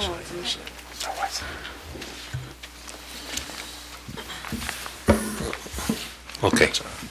When the code speaks about a fire apparatus access, it speaks about the whole surface, a parking lot, a road. So the drive aisle is just one component. And the parking lot itself can be utilized here as a fire apparatus access. So. 20 feet is the minimum width on a residential on the code. And what are you requesting again? Just 24. 24. Okay. So I just wanted to make sure the board understood that, because to me, if it's within our purview, there's an opportunity for more green space. I just want to make sure. And just so everybody knows, this isn't new. This is something we've talked about several times. I personally don't have any problem with a waiver. We're talking about 1 feet 1 foot in an area where we're talking about 16 parking spots, so. And I did have a chance to move, it is 18 spots. It's 9 and 9, so just to be clear. And to be clear on the modification, though, it's going to be a waiver with respect to the size of the spaces themselves, and the drive aisle width is going to be increased. So the drive aisle width will actually be wider than what's currently proposed. Right, so we're not gaining green space. Right. Oh, we're not. No, we're making the spaces smaller so we can make the drive aisle a foot wider. Compliant with the code. So we're actually going to lose a little bit of green space. We're going to cut off the corners of the curbs, which... Or we could leave the parking spots exactly as their size now and make it a 24-foot wide instead of 25-foot wide. Right. I like that idea. I thought that was the plan all along, personally. Is to leave it. Leave it at 24 feet. Which is, the code is, 25, we would be granting a waiver of the width for that portion. Which we have the prerogative to do. The waiver authority it's limited to the number and size of the actual spaces. The code isn't clear on whether the waiver authority extends to drive aisles. The section I'm looking at says a reasonable reduction in the size and number of parking spaces required for a given project may be permitted by the town planning board during site plan review. So my interpretation of that section is that you have waiver authority with respect to the number of spaces and the sizing of those spaces, not with respect to drive aisle widths. So the drive aisle has to be 25-foot wide according to your interpretation. Correct. So we got to lose a foot on the parking spaces. Yep. So the Tried. So those spots will be 9 feet wide, 17 feet deep, and then we'll achieve the 25-foot drive aisle along the eastern face of the main building. so that's still a waiver we would have to call out? That's still a waiver we would have to call out in conditions? I mean, the decide to move on anticipation here is that the residents are going to be parking inside, I would imagine. So, and these spots are not going to be used as much as the ones underneath the building and probably on the side. Right. Yeah, that's correct. So as long as your buddy doesn't drive a Suburban, we're square. So, going back to the green space, I would like to address that there was, and you talked to it, that regarding, I look at it as 101007 Thomas Avenue, but you mentioned 3 lots that you were going to keep green. Did I misinterpret that? Well, the main one is I think is 1007. Also 1021 and 1025, I believe, which those are all in the city of Rochester. Right. And that's what we had proposed to the zoning board, and that's a condition of the zoning board approval. Correct, but what I'm asking is, I believe there was some discussion around, you're not going to put a structure on there. Are you also going to keep it green and not put anything on there? Oh, I understand. Not necessarily. We said we would not put a habitable structure, in other words, to block views. We're not saying we would not put a road or drive aisle or whatever. So would you put a parking lot there? I don't think so. No. I don't think, at least on 1007, the triangular piece, no. But we would put, we may put driveway, whatever, road through. So my point is it's kind of, you're saying you won't put a structure, but you're not saying you wouldn't put a parking lot. We're not saying it's all going to be grass, is what we're saying. Correct. But, I mean, the point is, it won't be a building to block views there. It'll be more of a buffer area. Could I take a moment and show you on the plan? So the area that we're really talking is this triangular piece here. So it's adjacent to the railroad property, and it's eventually hopefully eventual access towards the river. This, as we said, wants to be a destination facility, so we want people to come in here, and there's really only 2 ways to get to the river, either on this side of the building or on this side of the building. We can't forecast the future, but we're hoping that we can bring people in and get them to the river. So, as Alan said, we're not going to propose a structure here, but we might need some flexibility to get our way down here. The boat launch is further to the south, so they might need an access down there. So there's elements to the plan in the future that we need some flexibility. So I think the statement of not having a structure is where we are. The other thing I'd like to point out too, that this grade drops off, so there's about a 12-foot change in grade from the railroad property down in this area. So any road or access would be well down in this lower. So can't foresee the future, but I'm trying not to tie my hands up too much so that the project in the future can develop in a very logical manner. So that's really what we're looking for. So how do you feel about parking lots? I'd have to leave that to my client to state that, but I would rather say a paved surface can be there for transitioning towards the river. Yeah, I mean, I think we wouldn't have any plan to put a parking lot there, but we might have to route. Would it be possible for us to see this map? Because we can't see anything that there's pointing. If you come up to speak, you'll be able to see it, and Yeah. you can turn it towards Yeah, you. and the reason we originally made that proposal, one is for more of a buffer, but the other is that's property in the city is property we could develop which did not have a density limit. So we could have put buildings there with a high density, and we said, we'll move the density over from the city into Arundequoit, basically. So that's where we're coming from there, but, you know. So I understand, and the reason I'm bringing it up is personally, I don't have a problem with a road because you don't know exactly how that's going to be developed, but I would like to include structures and parking lots not allowed. How do you feel about that? I think that's fine. Okay. What is the street number or lot number for that particular lot? That's 1007, I believe. So the three properties we'd want the condition to extend to are 1007, 1025, and 1035 Thomas. Is that right? No. This one we can't. What? Oh, but yeah, the other two, I'm not sure we could say. So the other two parcels that we're talking about, so this is the one, Alan, what number is this? This is a triangle piece here? 1007? No, the big triangle. 1007 is against the railroad right away. And then, I don't have it in front of me. But these are the parcel 1, parcel 2, parcel 3. If we limit ourselves, and I'm talking engineer here, I won't be able to extend this parking lot towards the river. You know, if we look back a year ago or 2 years ago, this was a holistic project involving the riverfront and a joint project. We've got our project in Arundequoit set, but we look forward to moving forward. Putting obstacles in my way in the future is going to be more difficult for me as the site engineer. I understand the goal to not impact the neighbors, and I don't want to impact them. I think Alan's offer to not have a habitable structure here. Remember, we have a 60-foot railroad bed that's not owned by us that's buffering them, a drop-in grade of about 16 feet where we can't build. So we're way down the hill away from them. I'm more, it's a selfish reason.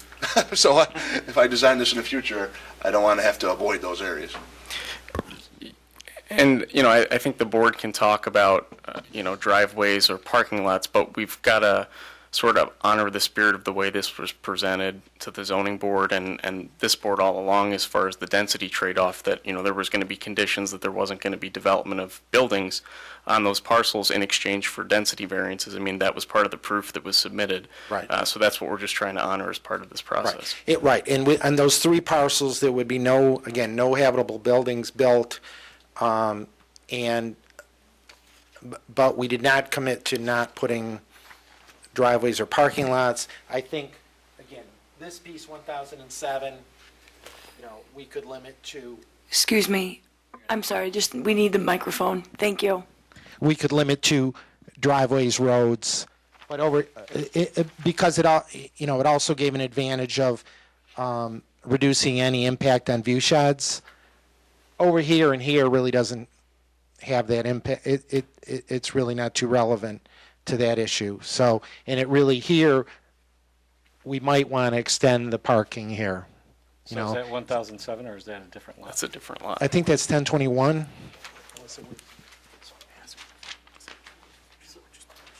Can't read that small. So you may put parking in front of the pool area?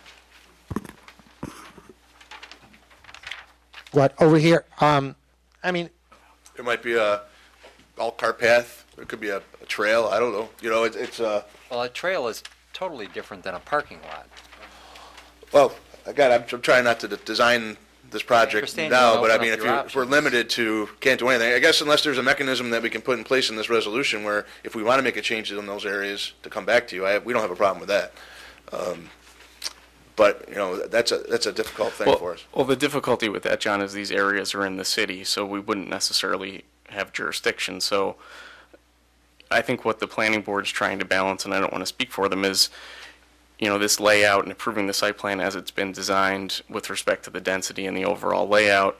We've got to balance, you know, the promise that was made over the past year and a half about limiting the construction of buildings on those properties. So, you know, parking or driveways is different, but, you know, I think with respect to buildings, that's something that this board's been looking for, you know, for about a year. Can we, Right, and we're fine with that. Okay. can we with the clarify, buildings. though, you said habitable buildings. Right. That doesn't mean you're going to build any sheds to store things or, No, actually, the chairman of the zoning board suggested maybe you might put a gazebo or something like that. So that's why we said habitable, you know, we didn't want to foreclose picnic tables and a so- I'm not gazebo trying or to something put- that effect. you have done a lot of compromises, but to go back to the spirit and the language is, it doesn't really get into a lot of detail from what was passed. I'd like to make sure that it's clearly understood what you are agreeing to do and not do. Right. And on which lots, because I think what I'm hearing is you're agreeing to one lot but not the rest. Tell me where we are. What we committed to the zoning board and to you was that we would not build habitable buildings on any of those 3 lots. We also, in response to your request tonight, would agree to not put a parking lot on the large, is it 1007 triangular piece next to the neighbors. But to say we can't have a road through or that somehow a parking lot couldn't be extended on those other 2, I think puts some very difficult constraints on the future that, you know, we really can't foresee, so. I think that's a good compromise. Okay. I do, but I'll let the rest of the board speak to it. I'm sorry, Mr. Chair, could you just use your mic again? I'm sorry. Thank you. So I think that's a good compromise, but I'll let the rest of the board speak. But I'm still kind of stuck on this. The gazebo's fine, but I'm more concerned, what if you put a storage shed? Because No, you can say no storage sheds. On 1007, there will be no storage sheds.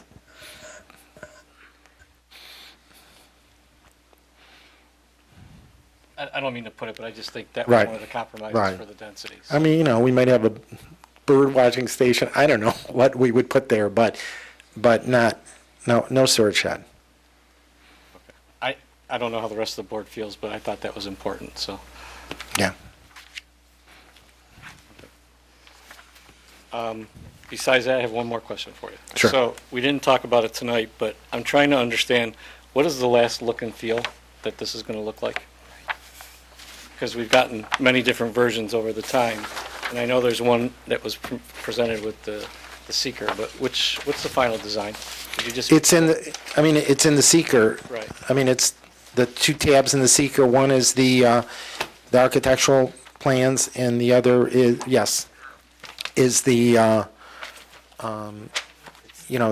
the Jacobs That's what I have. computer-generated views of the project. Is it the one that was stamped June 17th? Yes. Yes. The elevation should be attached to that. That's one part of it. Okay. In those drawings, you're going to see where we noted the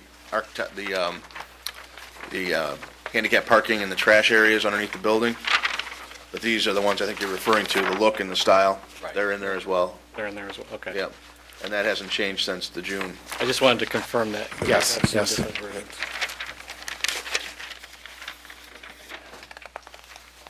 As I went through everything again this past week. All right. I had one weird request. Can we put in bicycle, places for bicycles to go for tenants and for visitors?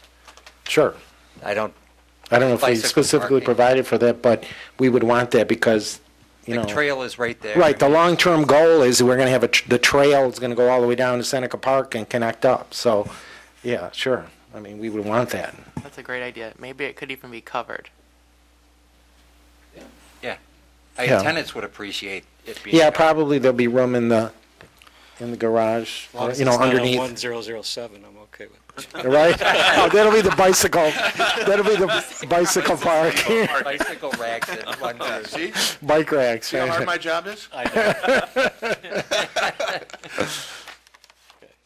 Anything? No, that's good. That was a good answer. Thank you. Yeah. Anything else from the board members? Okay, with that, I'd like to open it up to the public. All those that would like to speak to this, please come to the podium, state your name and address.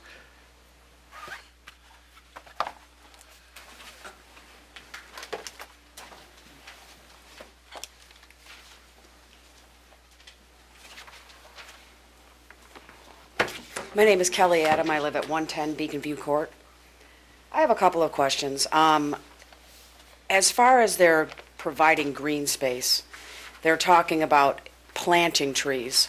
How many more of the trees that are existing on this property now are going to be removed in order for them to plant smaller, less developed trees? Because we have a buffer. I don't have my microphone. Oh, you might be muted, though.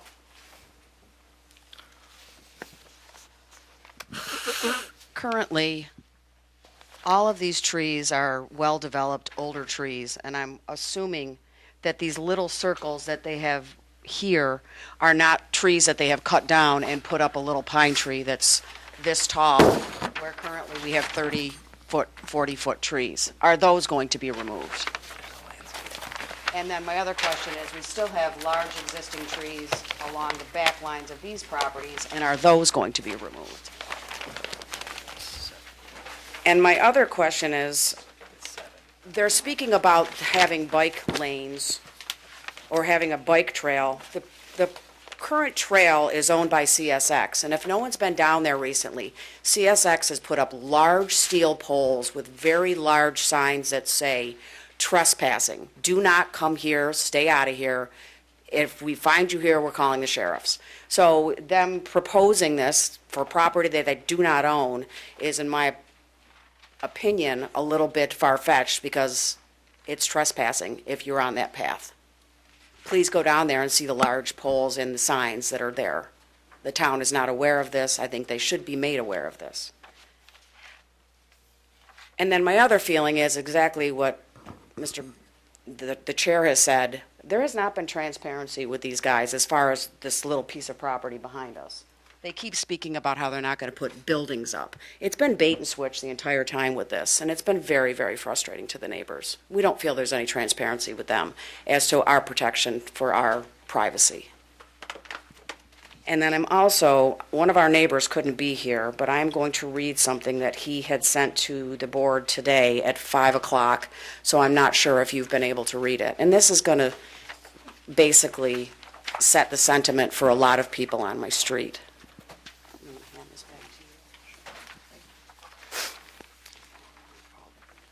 The gentleman's name, he has given me permission to read this. His name is Mike Harrington, and he lives at 90 Beacon View Court.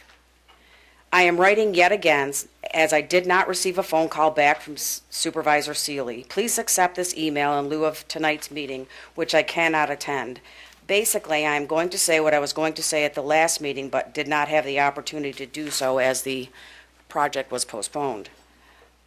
If our trusted board did not see that this monstrosity of an apartment complex known as Lighthouse Point will not have a major character impact on our Beacon View neighborhood, they are fools following greed.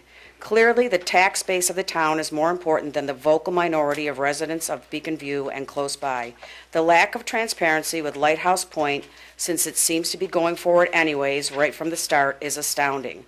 The boards were biased. How can it be possible that an email dated March of 2014, which I also did not get a response from, from Nicholas Weatherby, which voiced our concerns over Mr. Gilbert's cutting down of an E-pod, has no follow-through or enforcement from the town of Arundecoit. Were trees replanted? Were fines paid? Were the plans drawn up by the town followed? Nope.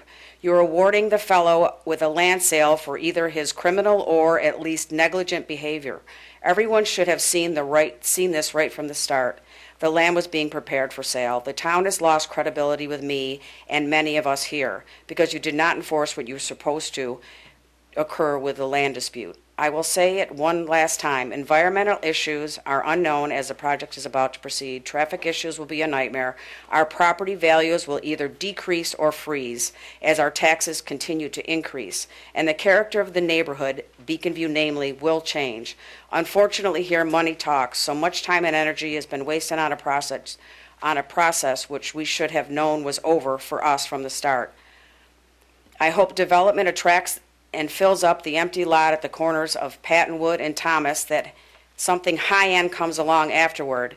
Maybe the old Moose Lodge has a chance for some sort of renewal too. I certainly hope that it's not going to become a new medley center right here behind my house.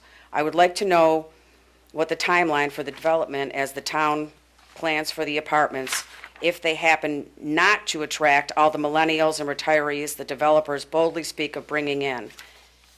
Is this to become a Section 8 housing in a decade? Perfect. What I will definitely will definitely add value and attractiveness to our little section of Arundecoit. I can guarantee that the developers cannot fill 125 units with an oversized idea with the high-end clientele they promise. Mark my words, this is becoming a turf war between carpetbagged developers and a few of the town's residents. And as you, a town, allowed it to proceed this way, all the way giving us hope that our voices in the local government and our issues urgent to us actually mattered. Is Arundecoit a town for a lifetime? As the letterhead states, well, it's not for me and will not be if Lighthouse Point moves forward. My final question is, what is the timeline for this? Thank you. Thank you. Anybody else?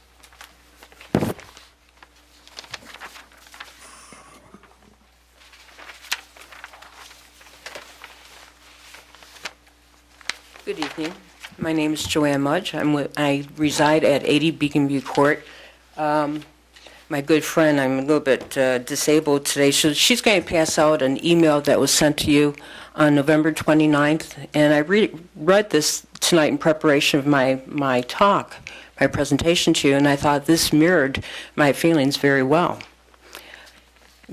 And I do have his permission. He resides on Thomas Avenue. His name is Melvin Rosengarten. And I've highlighted some of the areas that I wanted to recite as well. Dear Sir, I have two questions concerning the proposed Lighthouse Point development project at the end of Thomas Avenue. First, the Arundecoit has witnessed two very costly, well-planned major projects fail, namely Medley Center and the Fast Ferry. Neither of these projects had a Plan B, contingency for possible failure. In particular, no critical insight or advanced planning could have ever predicted the tragic failure of Medley Center. I am certain the developers who are investing their own money in this project have conducted market surveys, proceeded with due diligence, and have concluded this project will provide them with a return on that investment. However, if they are wrong, is there a plan for what will become one of their development should if they do not meet their projected occupancies? If so, I would like to be made aware of what those contingencies are. We certainly do not want the property to eventually be abandoned like Medley Center or transformed into Section 8 housing. I hope this board, perhaps you have responded to this individual of November 28th. If not, I would like to hear from you tonight. What is your response? What is the fallback plan? On the next page, secondly, I would be very interested in gaining some insight into the mechanism or procedure the planning board uses to reach its final conclusion. From my observation and participation, it is clear that the citizens of Arundecoit overwhelmingly reject this project proposal. They have valid concerns about the aesthetics, the pollution, the traffic, the access to the river, and other environmental issues. So my question is, how does this planning board integrate the desires of the developer with the objections of the citizen? How do you reach a rational, unbiased conclusion? Here again, have you answered, responded to this Arundecoit resident? If not, please, what is your response? Now, I've been working on this project for 1.5 years. And this is not new to me, and I hope it's not new to you, about the dissatisfaction that I'm hearing from my neighbors. This is just not Beacon View. It is just not Smuggler's Lane. Get over that. It's the River Harbor District. It's Pattonwood. It's Eaton Road. It's Thomas Avenue. It's St. Paul. This is a monstrous, massive building. It is going to be the tallest residential apartment building in Arundecoit, 74 feet plus. Your own board last year said to the developers, this looks more like Florida. And you know they said that, for the members who were there last year. Now, I realize we have 2 new members. Actually, we've had 3 chairmen of the committee within the last year. And I know this has been not an easy process, obviously. But that doesn't mean that you can't address the residents and respond to their concerns. You know, that somebody once said, what is the sound of one hand waving? It's nothing. We need to hear from this board. And if especially new members, if you haven't had the time, and I can understand that, to go through these emails and to read and call up these residents, how can you be in a position to make a decision tonight on this project if you can't answer those 2 questions from somebody who gave it to you, board, in November? If you can't answer that, then you should not be in a position to give an answer, a decision on this project. Am I concerned? Yes, because I've resided here for 36 years. My neighbor, who Kelly just read from, he's a good neighbor. He pays his taxes. Both husband and wife work. Those are the people that you want. And they're trying to communicate to you. I would hope that you would be respectful and respond to them. And how can you do it? Don't approve this tonight. Thank you. Thank you. Is there anybody else that would like to address the board?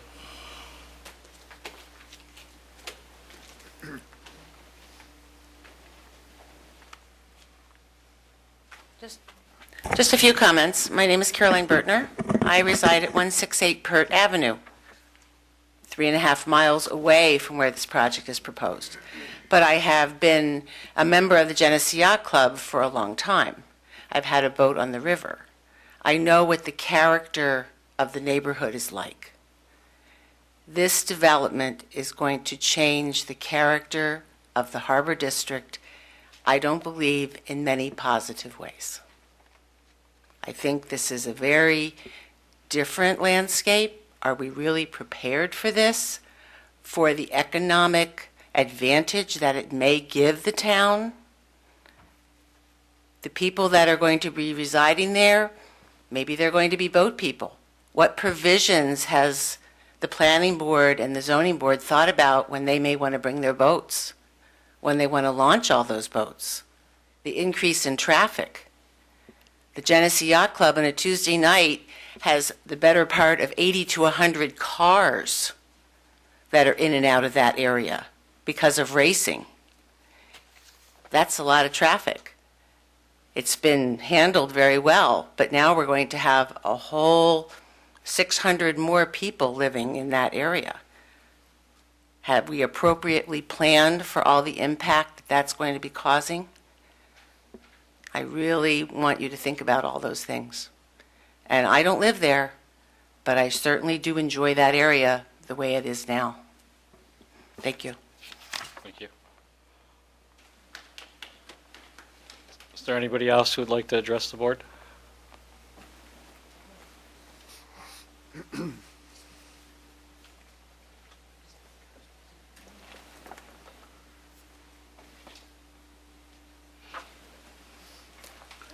My name is Dan O'Connor. I live at 37 Barron's Road. It's about 1.25 miles away from this project. I've been in favor of it since the beginning. I don't see anything wrong with the project to build it in that location. But the biggest thing, I'd like to see my taxes go down. And I believe if you have another group of people that are paying taxes, my taxes will go down. That's the main consideration for me, and I think probably for a lot of residents in this town. Thank you. Thank you. Is there anybody else who'd like to address the board? With that, I'm going to close the public hearing. Would you like to address any of the comments at this time?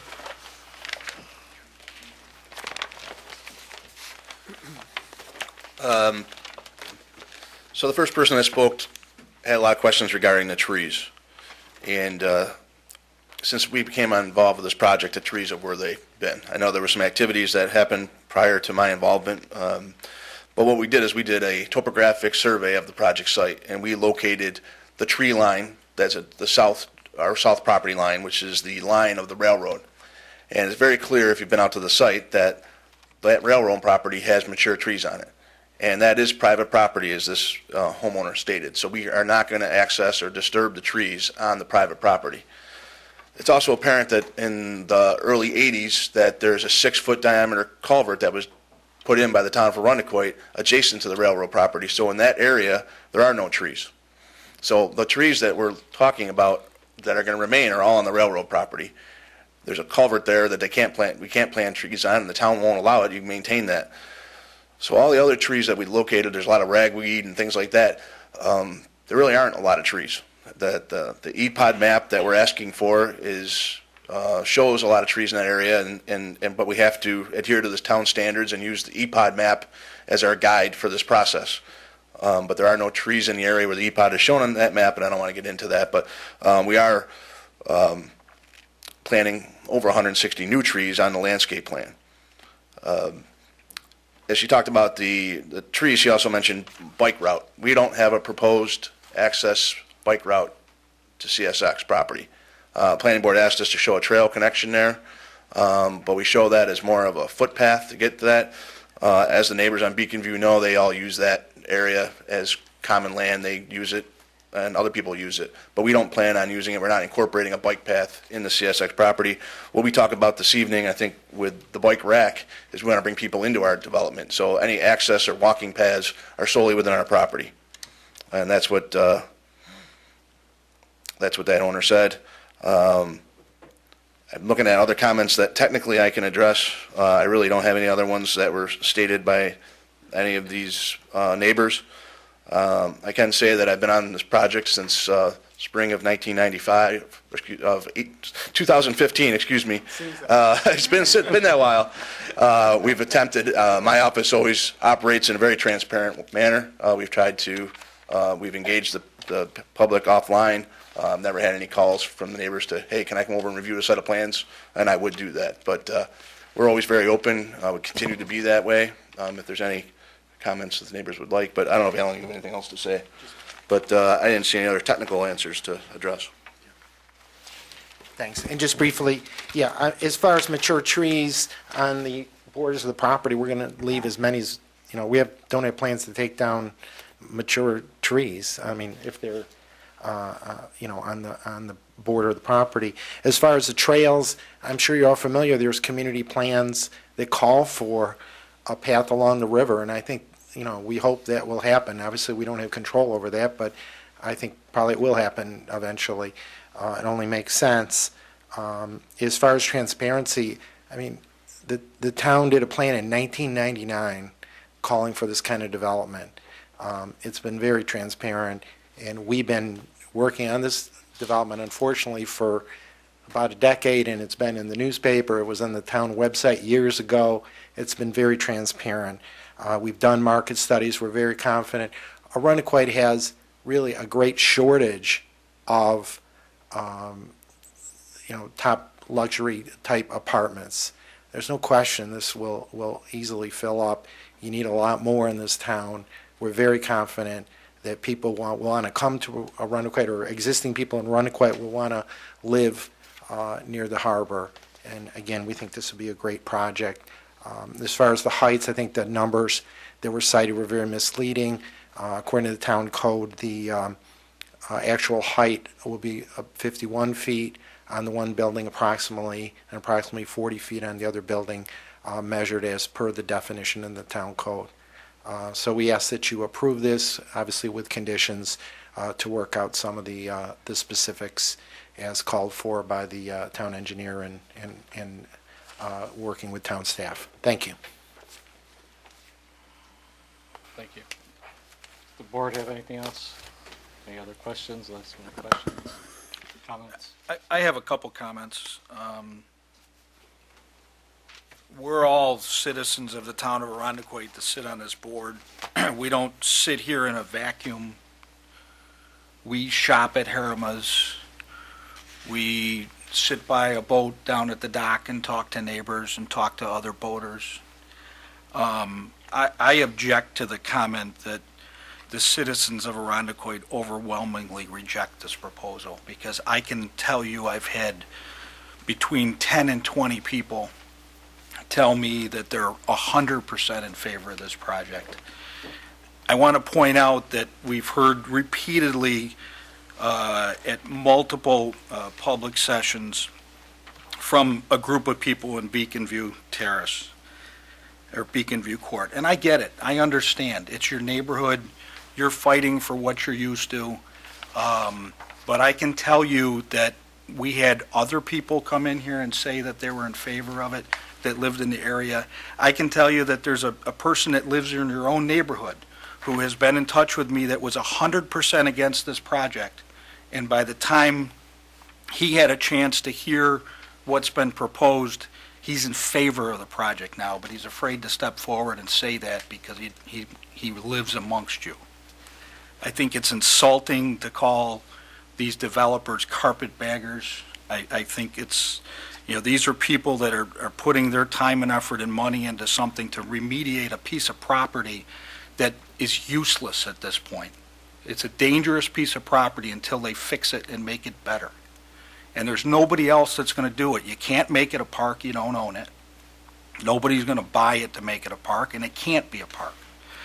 You can't build single-family residences on it because it doesn't fit the brownfield remediation program, and it's also not consistent with what the River Harbor District Plan is. Everybody talks about why would anybody want to live on the river. Again, I've had lots of people tell me they want to live on the river. I can cite lots of cities on the East Coast. I can tell you in Charleston, you go across the Ravenel Bridge. On all four corners of that bridge are apartment complexes roughly the size of this project that you cannot rent. You can't get into those places because people want to live on the water. I want to go back to when Chairman Wayner was sitting here. The very first time that presentation was made to this board, he did say the design looked like something was in Florida. And he didn't like the actual architectural design of the building. He didn't say he was opposed to the building itself. He didn't say he was opposed to apartments on the river. He said that the design looked like something from Florida. And believe me, we've come a long way from that design. I don't want to address every single issue, but I will note that traffic. I have personally sat in the Moose Lodge on 3 occasions between 4 o'clock and 6 o'clock and watched the left turn lane for people that are trying to enter onto the bridge going northbound on Thomas. I have never once seen that left turn lane completely fill up in the times I've sat there. I understand that there's traffic. There's a bridge there. It goes up. You live by the water. You have to deal with traffic. And when you all knew that, when you bought on Beacon View Terrace, that there was a bridge or Beacon View Court, that there was a bridge that goes up, and in the summer, there's a lot more traffic down there. That's great. The more traffic, the better for Arundecoid, the better for everybody. I don't see anything in the traffic study that says that there's going to be these massive traffic jams that everybody keeps talking about. It's not going to happen. It just isn't supported by the facts and the numbers. And again, I really want to point out that the opposition that we've gotten has come from a select few people, and even amongst those people, there has been times before this board and before the zoning board that we all watch where the size of the project was the big issue, not necessarily the project itself. And I think the developers to this point have shown a great willingness to listen to what people have to say and to try to make things work. So I think the fear of this process had a lot of people motivated to come in and speak negatively, but there's been an inordinate amount of public hearing on this. We've listened to what everybody has to say. Reasonable people can disagree, and I know people probably don't agree with what I'm saying right now. But I think this is a good project that is taking an area of land that has been damaged in the past. They have a chance to make it a better thing now and to provide what the River Harbor District plans call for. So I'm in favor of the proposal as it stands. Thank you, Rich. Is there any other comments? Could I second his motion? Yeah, sure. At least your thoughts. Do we have some guidance on these conditions? So before we get into that, I wanted to see if anybody else wanted to make a comment. No. Yeah, I would like to make a comment. I want to thank the residents and neighbors of that area for speaking your minds and continuing to come and stand before us. It's been an enlightening experience. You know, I appreciate your participation in your local government and politics, specifically Mrs. Mudge and Mr. O'Connor. I know I've seen quite a bit of you, which is not a bad thing. It's good. I'm as a young person, and yes, you're right, new to this board. It's nice to see people coming out and being involved. So whether or not it goes whichever direction you favor, I appreciate you taking the time out of your Monday nights and coming out and participating. That is a very important thing, and it reflects deeply on a young Arundecoid resident. So thank you. I also want to say that, yes, I am new to this board, but I've spent lots of time reviewing all of the paperwork and materials that have been put in front of me, and have spent considerable amount of times watching previous meetings, reading through minutes, and I assure you that I have heard every detail of all of the things that the neighbors have said at multiple occasions at board meetings previous to my time here, and have certainly taken that into account. Folks here can say that I do have a lot to contribute about projects, and have done so, particularly at the last one. And I've looked at all of these materials, and I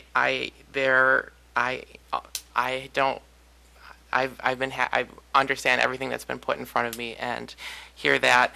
And one of the advantages of changing board seats is that there are many eyes that have been put on the project, so that, you know, traditionally you would only have 3, 6, 7 of us, but now you've had an additional set of 2 eyes who have also put their time and thoughts into the project.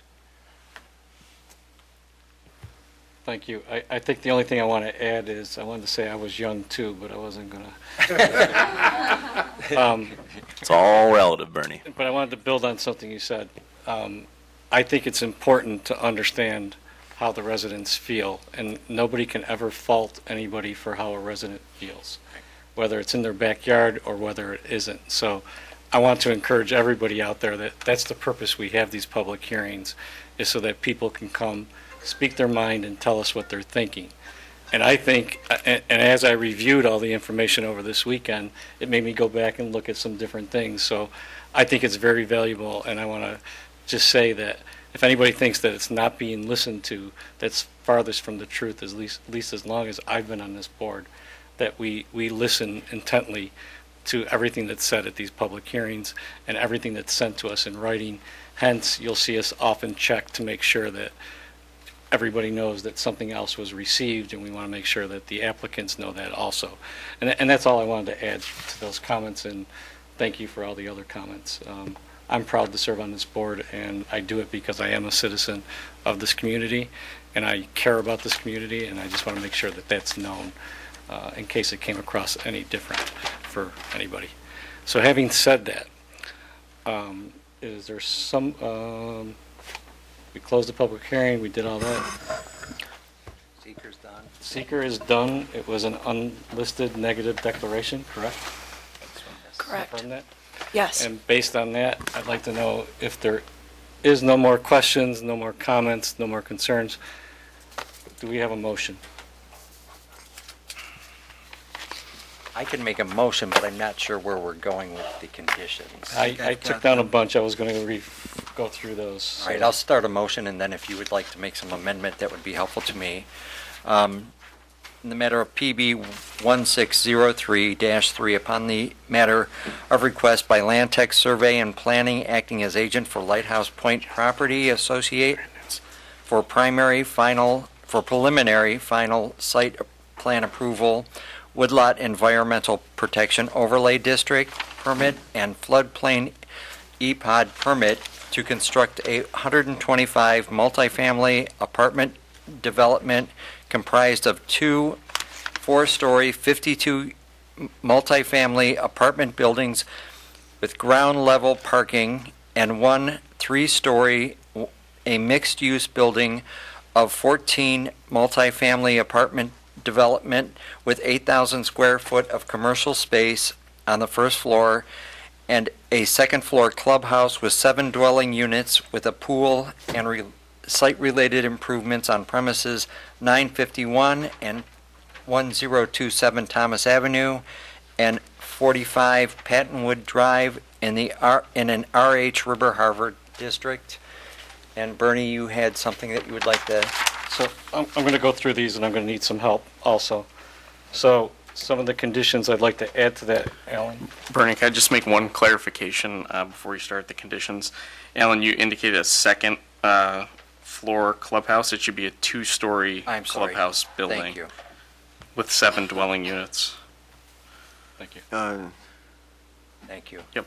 So I believe some of the conditions are that the brownfield cleanup program is required and a certificate of completion is provided when that's complete. Yeah, so the language I would suggest is that the applicant undergo the New York State Brownfields cleanup program and comply with its requirements and furnish a certificate of completion to the town once received. Thank you. The second one I had is, I'm going to say this as lot number 2, 1007 Thomas Avenue, to remain green space, meaning no habitable buildings, no parking lot on that lot, and no storage sheds. I think I captured that correctly. Is that correct?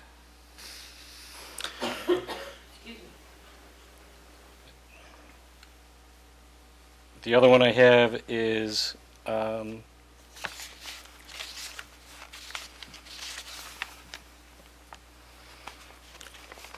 was a comment that was kind of loosely said that any of the technical specifics would be reviewed with the town engineer. So I'd like to know how to put that in. So I would suggest that the comments outlined in Labella Associates' letter to the Department of Development Services dated December 19, 2016, be addressed to the town engineer's satisfaction.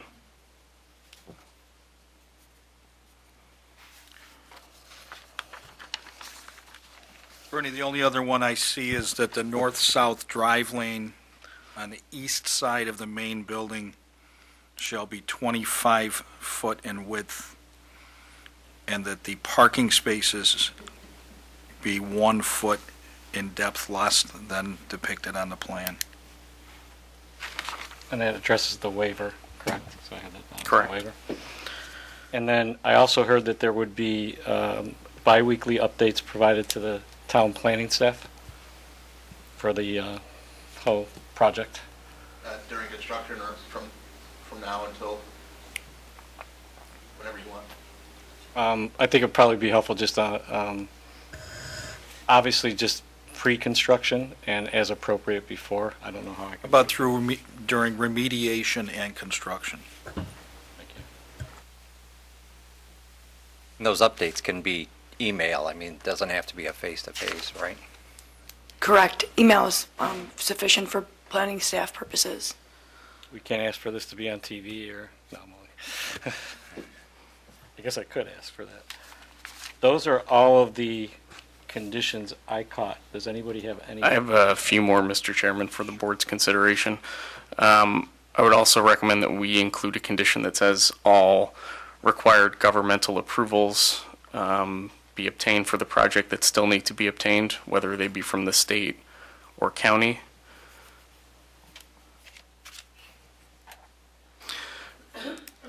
The next one would be that a stormwater pollution prevention plan be prepared and provided to the town for review and approval.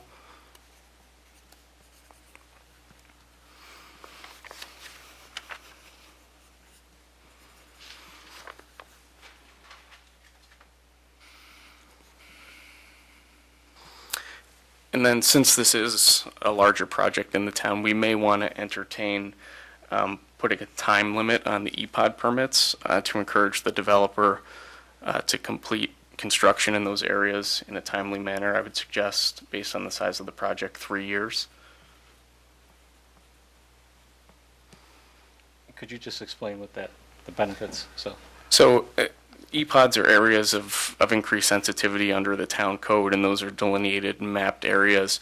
So to encourage the developer to get into those spaces and complete any work that needs to happen in those spaces, we should put a sunset on the EPOD permits that are granted. We can certainly extend them if there's cause to extend them. They would come back before this board and have a dialogue with the planning board, but just to leave them open-ended wouldn't necessarily encourage anyone doing work in those areas to do so expeditiously. Is that 3 Can we- years from the time construction starts or from now? No, from commencement of work, I was going to suggest that the 3 years start when construction or remediation activity initiates. This way, if the approval process outside of this body takes longer than anticipated, It doesn't that have to come back. It doesn't come back just by virtue of it having not started. Does that change anything with the zoning board timeline of 1 year? There's a provision, they can have, there is an opportunity for extensions if needed, in with area variances, and that's set forth in the code. So there's an avenue if an extension was needed. Got it.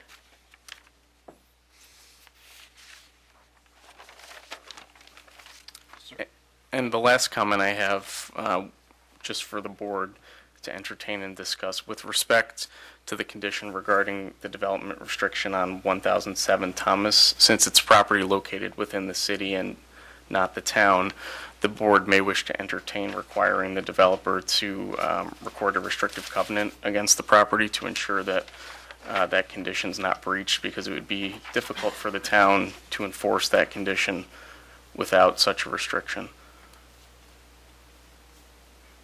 So record a restrictive covenant. That's just for the board to discuss. That's something for you all to toss around. I think that's a great idea, actually. I bet the applicant would even advise us to do that if he were on the other side.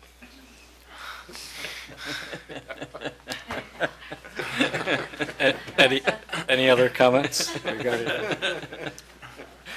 Well done, Alan. I just want to make sure I get it correctly. So record restrictive covenant regarding Lot 2, 1007 Thomas Avenue.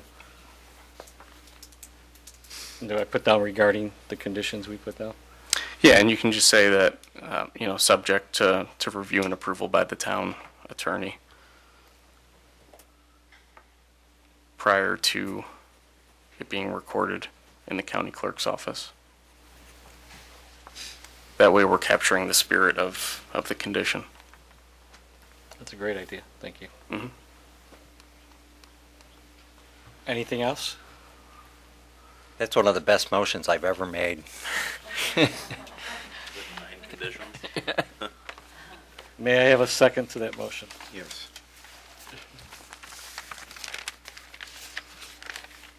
All those in favor, please say aye. Aye. So that's 6 ayes and 1 absent. It passes. We look forward to seeing the start. Thank you. Thank you very much. We very much appreciate the board's attention and work on this. Thank you.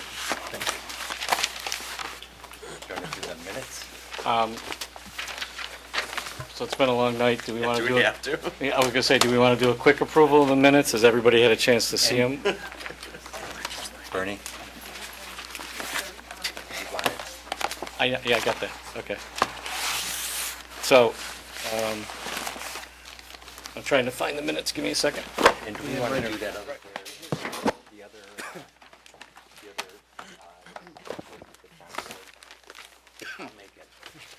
Well, it's not, is it on the agenda? It's not for a public hearing. It's a recommendation to the board. I assume it's not right. I knew you were going to get it. So let's get the minutes out of the way, then we'll go back to that. Richard. Sorry, I just thought it would be, it's the end of the year. Hey, guys, I'd like to wrap up, so if we could we, real quickly, if everybody's had a chance to review the minutes?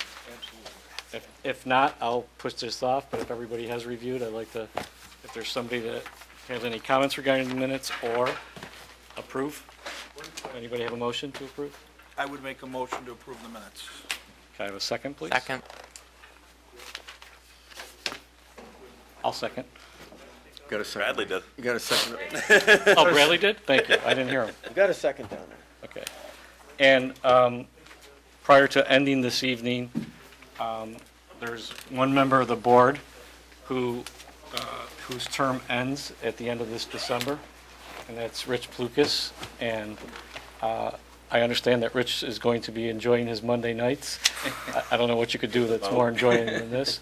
But I personally wanted to say, since I've been on the board, Rich has been a tremendous help to me personally, and I can definitely tell you that he seriously is concerned about the town, and he was never shy to make sure his point got across and let us know his feelings on things. So I wanted to thank you for that, and you've been a great help to me.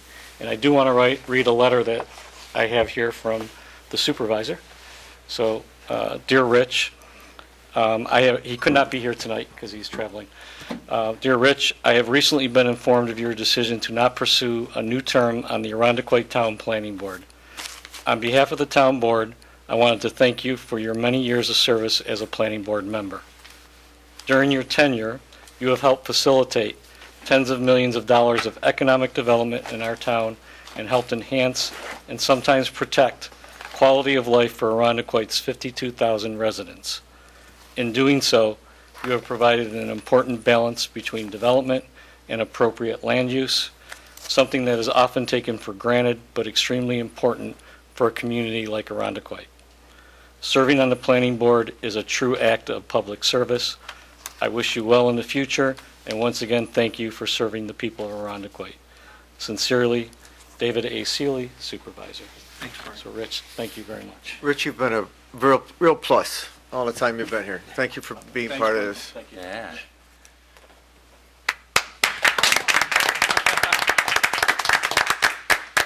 Thanks, everybody. So, Rich, I wasn't sure you had enough to say tonight. Is there anything you'd like to No, add? I'm good. Wait, do you want to close out the meeting? You want to? I would make a motion to adjourn. Is there a second? Second. Meeting's adjourned. Thank you.